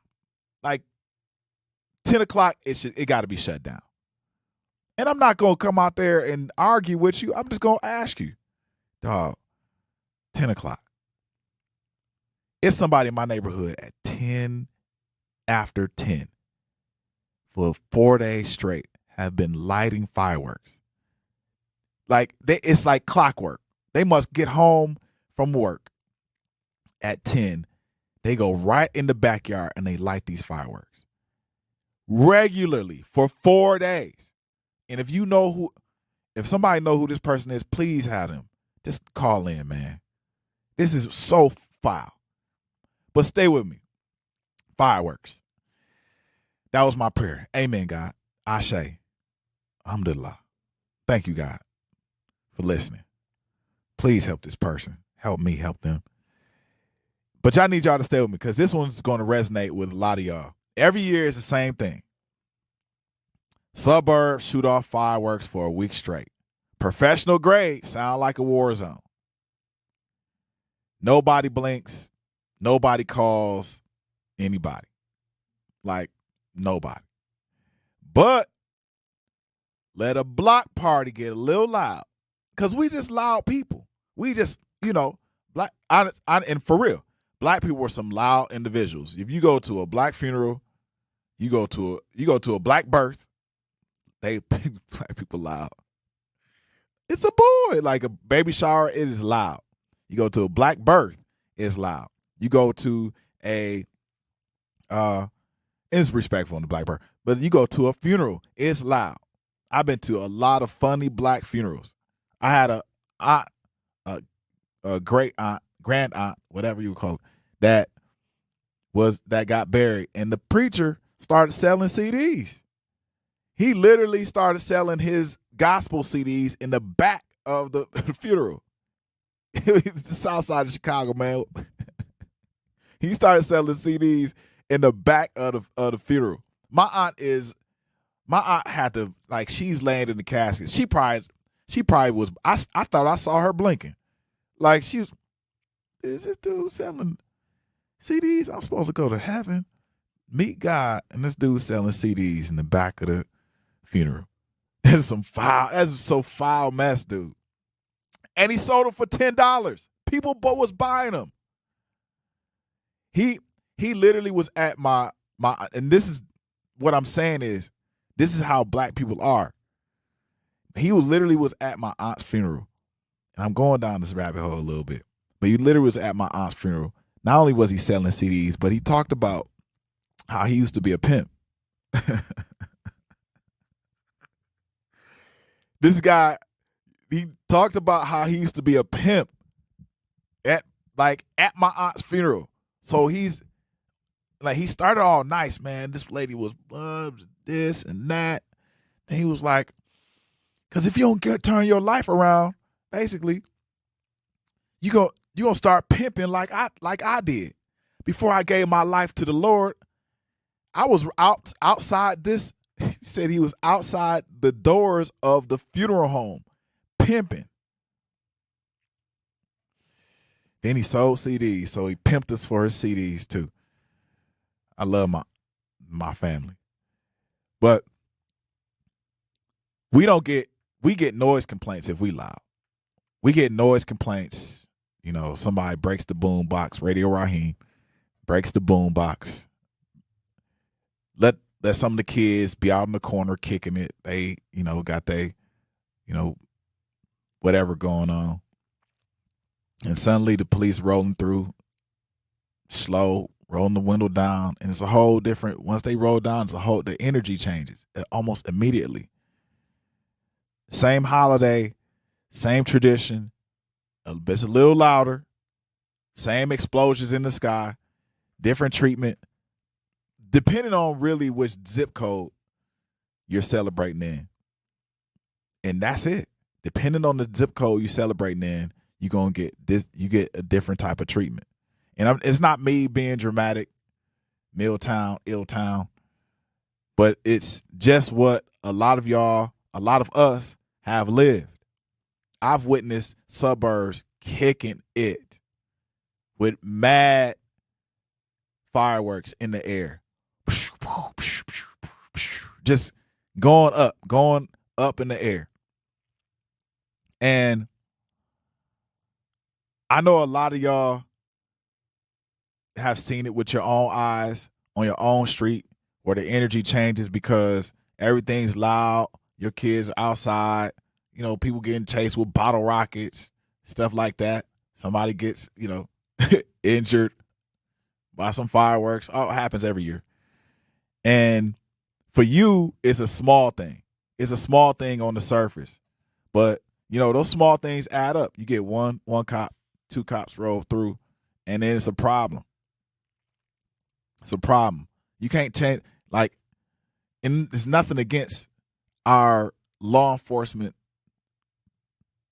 people, but it is something to say when the energy changes. When that energy, when you're having fun, that energy changes, then it turns serious, and then that's when it spews out. The seriousness spews out into other people. So it may seem like a small thing, but it's really big. That even how loud you are, you can't even be loud. You can't be loud because how loud you are, you're allowed to celebrate. You're allowed to celebrate. If you feel like you want to celebrate freedom or whatever it is, it really almost sometimes depends on where you're celebrating. It depends. Sometimes it depends on the zip code that you in.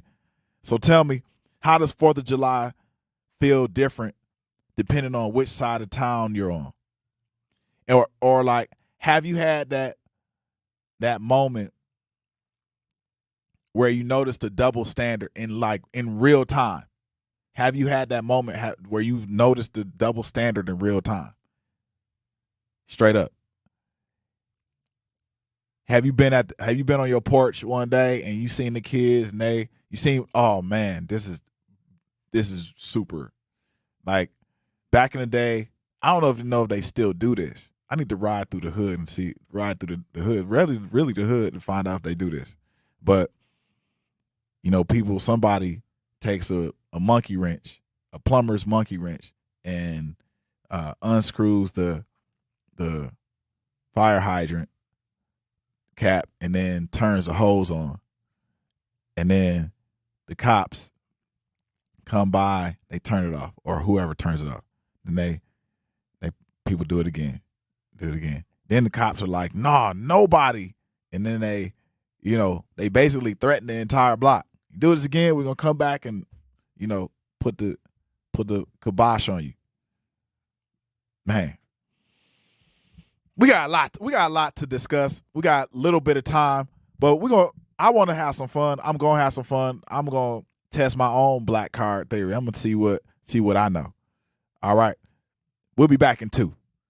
Life's better. Sweet brother Malcolm, sweet Queen Betty, sweet Mother Mary, sweet Father Joseph, sweet Jesus. We made it in America. Yes. Made it in America. Yes, we did. Sweet baby Jesus. We made it in America. Welcome back to The Truth 101.7. You're on and listening to The Grapevine, and we're going to pick some grapes on the grapevine UW Milwaukee Roar program at UW Milwaukee. Students don't have to wait until college start building their future. War Ready, that's WROAR Ready, let students in K through 12th grade join in hands-on programs across campus from science and tech to art, sports, and more. Students try new things, meet new people, and build skills that matter. Get started today at uwm.edu/war ready. Yes, we're war ready. Go to UWM and get it in. And we're back. I'm glad y'all back. That's that Kanye, that Jay. Man, that song is, love that. Man, we earned a break from the heavy stuff. We earned a break. I'm gonna have some fun with myself because that's what I'm gonna do. Y'all, if y'all want to call in, and play this black card game, call in and play the black card game. I'm gonna test your black card. If you get your black card revoked, don't call it. Nah, I'm not gonna say don't call in again, but just don't go to any of the barbecues at all. Don't go to any of the barbecues. Just stay home. Stay home. Put your head in the corner, and just put yourself on punishment. That's what you're gonna do. If you get your black card, if you call in and you want to test your black card, let's do it. Test your black card. Tell somebody, call in 833-212-1017. I'm going to test my black card right now. What's Kendrick Lamar's first name? Kendrick. Which Milwaukee-born rapper created Chicken Talk? Chicken P. Before Jay-Z, Sean Carter grew up in before becoming Jay-Z, Sean Carter grew up in what New York housing project? Okay, the Marcy projects, Marcy Homes. Finish this lyric. If you finish this lyric, somebody finish this lyric, I'm going to finish it. Cash rules everything. Cash rules everything around me. Cream get the money. Dollar bill. Which rapper famously sold 10 million albums without a radio hit?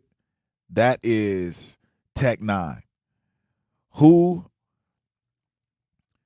produced most of the Blueprint? That is Bink, Just Blaze, and Kanye. What city was known as the birthplace of hip hop? That's the Bronx, New York. I'm gonna continue to test myself over these because, this is kind of dope. I like this. What I'm trying to figure out.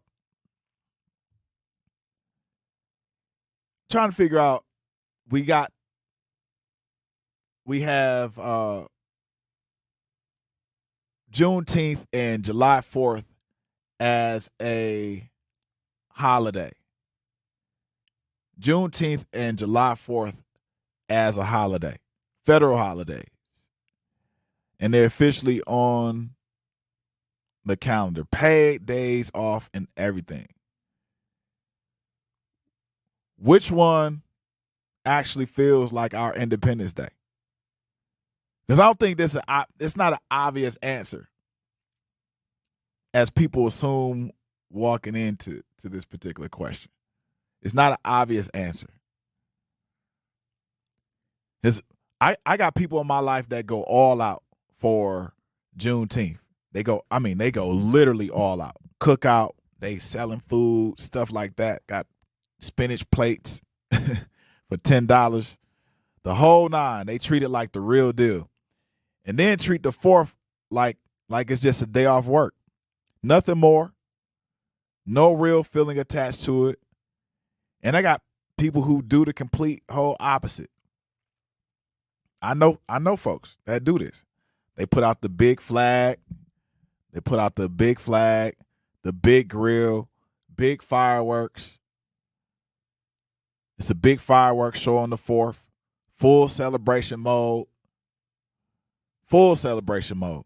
and Juneteenth barely gets a mention. Maybe a post on social media, and that's probably it. And honestly, I don't think either group is wrong. I think it says something different about each person's relationship to this whole complicated history, and I think it's worth actually talking through instead of just picking a side quietly in your own head.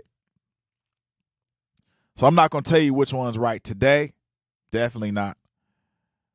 I actually want this for y'all to let this be a big old debate.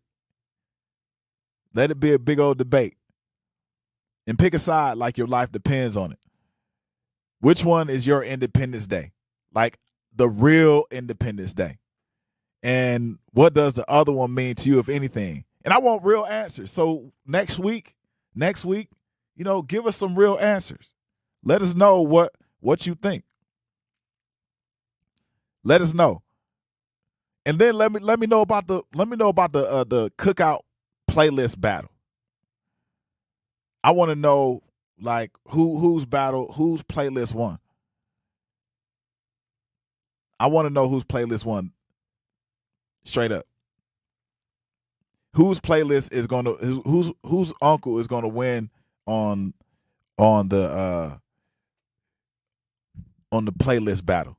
Like on my playlist, let's see what I got on my playlist. I'm gonna tell y'all right now who I got on my playlist.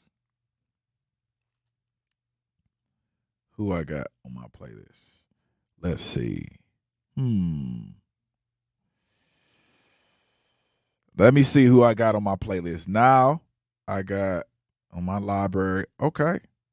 I got Light Years by Nas and DJ Premier. I got Jay-Z, Ain't No. Got Troy Ave, Golf Cart Crossing. I got Cameron. Let's see. Cardinal Official, KRS-One. Wyclef. Benny the Butcher. I got some more J. Let's see. Tierra Whack. Let's see. I'm telling y'all in a minute. I got Chance the Rapper. Ooh. I got, man, this album was so I got the Roots live album at the Blue Note in New York. That album is real nice. If you want a nice album to listen to, that entire album live, fire. Oh, I got Jill Scott, To Whom This May Concern. I got I think that's her new one. Music, Soul Child. Step Into the Arena. The scene by Gangstar, Lettucey, Burner Boy. Yep. Goody Mob. So it's not bad. Like I don't have a bad. I got Nas, Prince. Gotta have Prince. Probably got some Michael Jackson in there. Big X to plug. So I got some heat in my playlist. But what's in y'all playlist? What y'all playing on y'all playlist? Oh, Jasmine, you said Juneteenth. Juneteenth is your real Independence Day. So you probably just gonna work. You're gonna work on July 4th. July 4th is a Sunday, but some people work on Sunday, man. Sometimes it ain't a holiday for some folks. So I feel you. But just remember, both are federal holidays. You ain't really have to do it. You can get away with it. Are y'all going, if your uncle stands up and salutes the flag, are y'all going to kneel? Is anybody going to kneel on the like, are people still kneeling? Or sitting down during the anthem at sports games? People still kneeling. I'm gonna tell you the truth, man. I don't even stand up. I don't. I ain't got the energy in my head. I don't have the energy.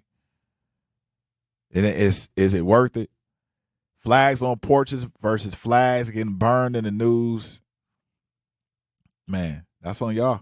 Oh, your job is closed, Jasmine. My job is closed. July is on 4th is on Saturday. Okay. Oh, snap. Thank y'all. I appreciate it. Look, correct me. But you didn't correct me on the sweet potato question. It wasn't even a question. Baybar was like, they don't serve sweet potato in the fall, basically. Like, help me. Help me help you. I just want to understand. Are y'all kneeling? Are y'all standing up for during the anthem at sports games? I'm not standing up at all. Like, forget it. No. I'm not doing that. Man, just not doing it. I'm sorry. I recognize that my folks, some of my relatives served in the wars and stuff like that, but I'm just not that type of patriot. I'm patriotic in a lot of ways, but I'm just not that type of patriot and not that type of patriotic type of person. You ain't gonna get me. Nah, I understand the system. All right, y'all. When we come back, we're gonna try to have a little bit more fun. We're just riffing. Here's some. Oh yes. At Milwaukee College Prep, we believe.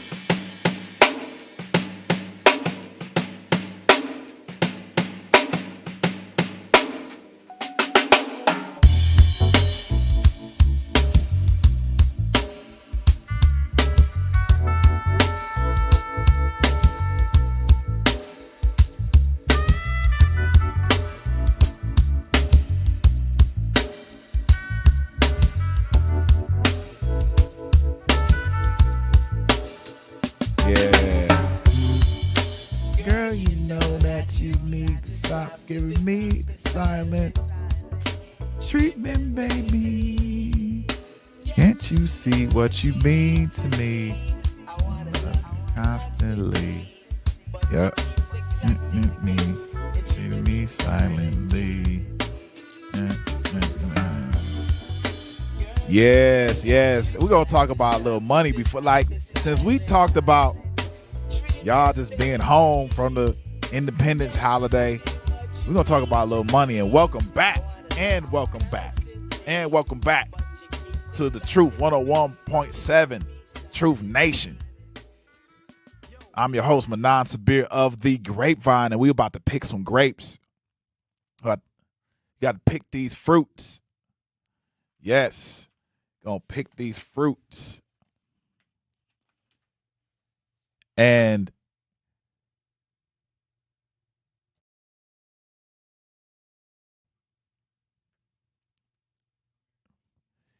we're going to pick these fruits. But let me tell you, American Family Insurance is a proud sponsor of The Truth. For almost 100 years, they've been committed to helping families protect what matters most: your home, your vehicle, and the dreams you're building every single day. If you're part of the Truth audience, you already know you work hard for yours. That's why having the right protection in place matters. American Family helps you stay ready for whatever life brings so you can focus on moving forward. Insure carefully, dream fearlessly with American Family Insurance. Get a quote or find an agent at AmFam. Let's talk this money, shmoney, that cash shmoney. Because independence, it ain't just political. It's economic too. So while you taking that day off, try to make that cash too. Independence is a part of the economics that hits closer to home for most of y'all listening right now. You can wave that flag all day, or you can kneel all day. You can have the biggest fireworks show on the block. But if you can't build wealth, pass down a house, start a business without 10 extra hoops to jump through that other folks got to jump through, how independent are you really? Yes. How independent are you really? Independence Day is supposed to mean you belong to yourself. Mean that you belong to yourself. But that really doesn't care what holiday it is. It does not. A closed door at the bank doesn't take a day off for the 4th of July. Nope. So I ain't here to drown y'all in numbers. I'm not here to drown y'all in numbers. Y'all know the story without me pulling up a spreadsheet. Y'all live the story redlining. We all have been redlined. Wage gaps, access to capital, access to health care, proper channels of food, who gets approved and who gets. We'll follow up with you and never do. We know. So I don't need to cite any report to y'all to tell you what your life has already told you. We don't need to do that. I don't need to tell you no report. I don't need to tell you about anything that you already know. I really want to know, like, what you gonna do about it? You got that day off? Are you gonna go to that family reunion, and are you gonna talk to the folks about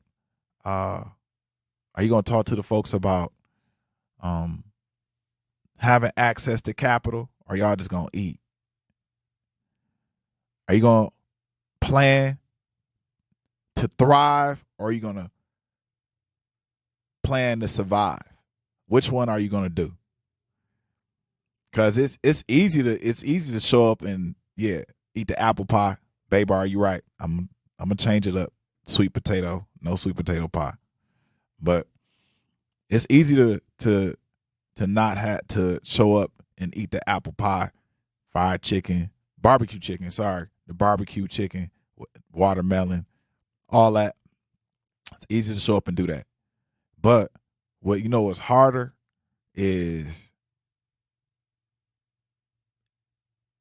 listening to folks and not saying anything about how you gonna get free, like more free than what's going on right now. So yes, the struggle is something that we are working through. We trying to work through it. We already know that Milwaukee, this may be your Independence Day, or it may not be. It may not be. It may not be your Independence Day. But what does your version of this Independence Day look like? And actually, is it yours? Or are you debt free? Because do you own something with your name on the deed? We can definitely talk about that, because really the government can take over whatever they want. So is it really yours? But are your kids inheriting struggle? Are they inheriting the struggle? Are they starting further ahead than you did? Being able to take the day off, is that, and you could just do the math, is that really real independence? What does that day off cost you? That's real independence. If you look at your relatives, what does that day off cost you? And if, it's not just like you owing your cousin gas money for the ride to the cookout. That counts too, but freedom comes in levels, and every level deserves respect. Every level deserves respect. But for real, let's hear where y'all at. Let's hear where y'all at. What's your Independence Day gonna look like? How far off is it? How far off is your Independence Day? I want to know. Is it close to what I said? Is it or am I off base? I'm gonna go to the chat real quick because I haven't shouted out our folks at the chat. Jasmine West said Juneteenth. My job is closed. July 4th is on a Saturday. July 4th is a Saturday. Day 824 said, I try not to looking at my phone at all. Baybar said, my playlist is House music, Master P, house music. Yes, man. We could go to that house music fest in Chicago all day, Bay Bar. Come on, man. Let's go. 90s R&B. Yep. Some of that R&B, man, it was like extreme sexual. The Baby, Lil Baby. Yes. I get it. I want y'all to have fun. We did a lot of heavy lifting. We talked about things that are loud. Did a slight Milwaukee roll call. Your block, your side of town, your family. Who's ever doing the cookout. If you're doing the cookout tonight, who's ever grilling, who's ever got the aux core, they're the real MVP. I don't want no speeches. Just give them the energy. Just come up, show your side of the family what that energy feels like. If you're from the north side, from the south side, west side, show them what that energy looks like. Please show them what that energy looks like. Today we got a little emotional. We talked about a kid named Malik that took